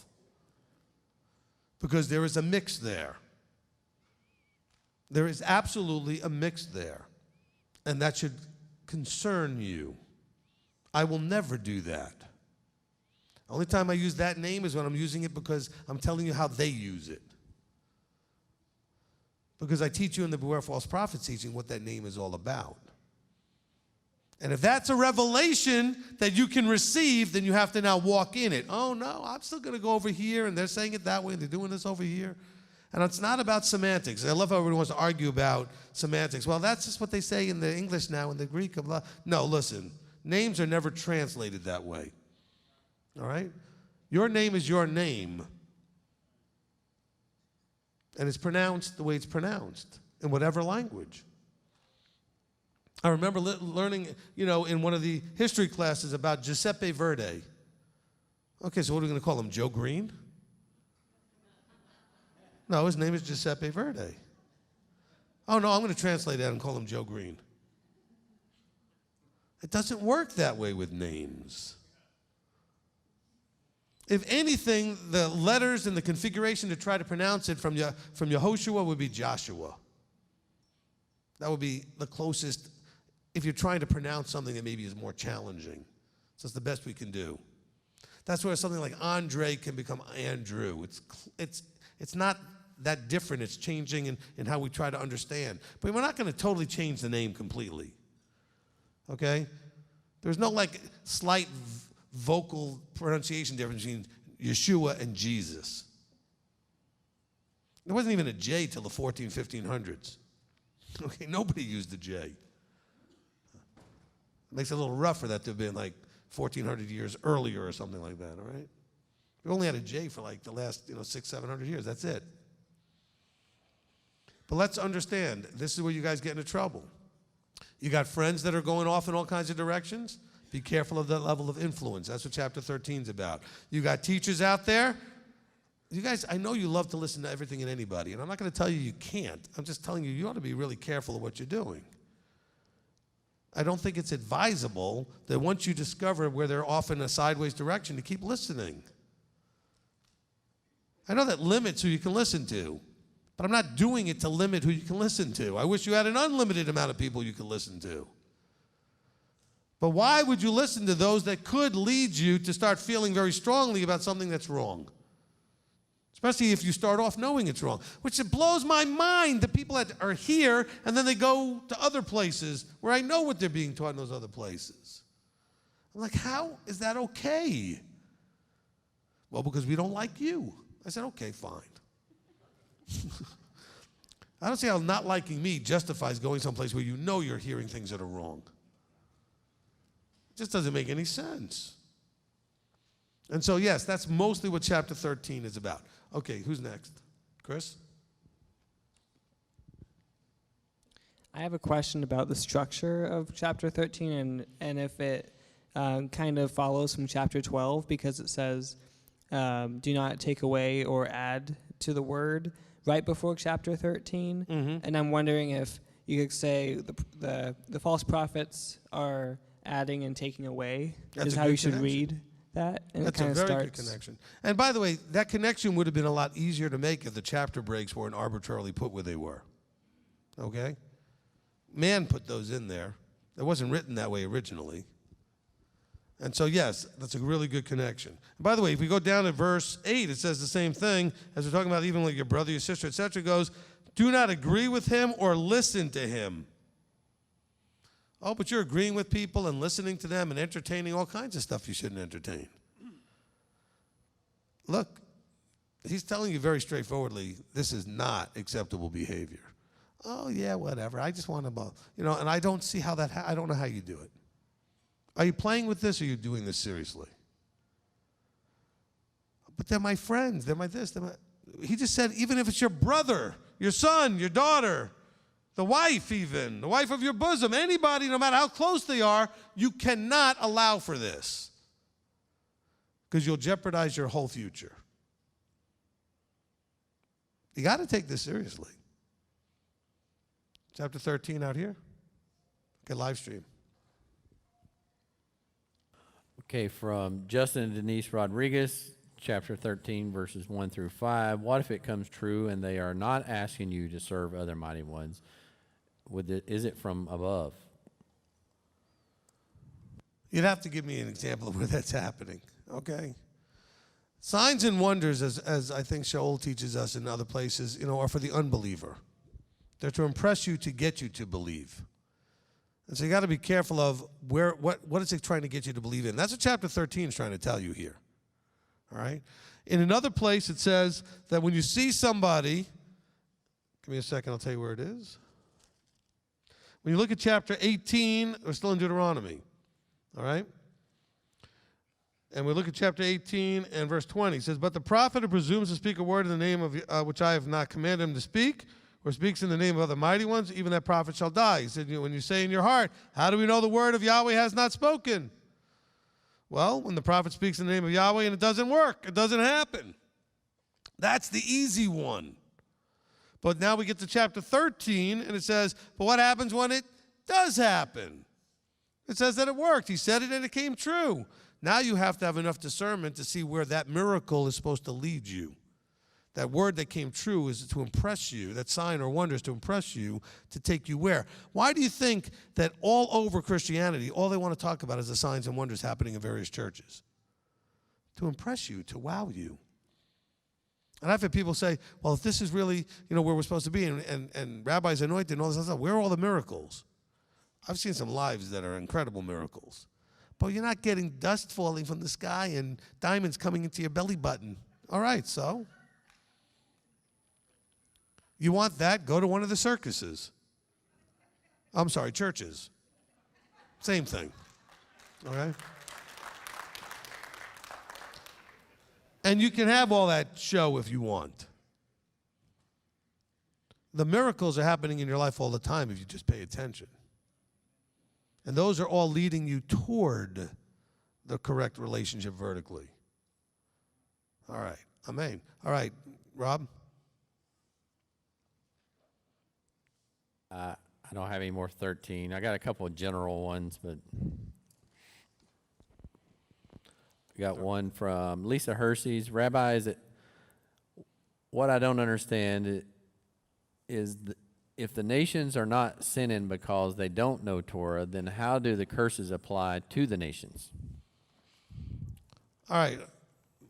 You should have asked me first about the general questions. We have like 3 minutes, and I wanted to cover something else. So, Lisa, that's a question for a teaching that I have coming. But just understand, what it's telling us here is that judgment is Yahweh's, and at some point, and at some times, in issues that you see playing out, he's judging a nation because there was a reason we don't know about. But let's understand that you need to worry about what he says about you and being inside the camp, in the covenant. That's what this book is mostly about. Everybody else out there, it's kind of like, look, go back to Ephesians chapter 2 when he says, you were once Gentiles without covenant, without promise, without hope. That's where they are. Don't worry so much about their consequences and judgments and how that all works. That's really Yahweh's problem, not yours. All right? But let me just cover, we've got almost no time left here, so let me just see if I have anything else on here. I think I had one more to cover, and then we'll close.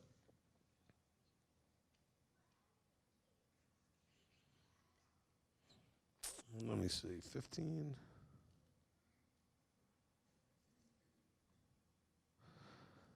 All right, so this is a section here in 13. It says, some men, sons of Belial, have gone out of your midst and led the inhabitants of the city astray, saying, let us go and serve other mighty ones you have not known. This is the problem that we have to be careful of in verse 14. Then you're going to inquire and search out and ask diligently and see if the matter is true and establish it. So we want to make sure that people are not listening to stuff, and you're not going out there and seeking it, and you're not being entertained by it and enticed for it. Is anyone enticing you away from the Torah? That's the key. All right, is anyone enticing you away from the Torah? We have to be very careful with that, because that's the problem. All right, I hope this was a blessing to everybody.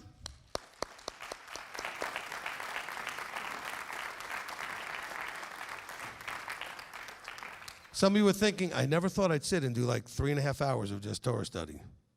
Actually, let's see, we started 4 hours. 4 hours of Torah study straight. Amen and amen. Excellent questions, excellent participation. Really appreciate that very much. All right, let's go ahead and have somebody close us in prayer. Guys, hands up. Okay. You know what? Let's let Rocky close us.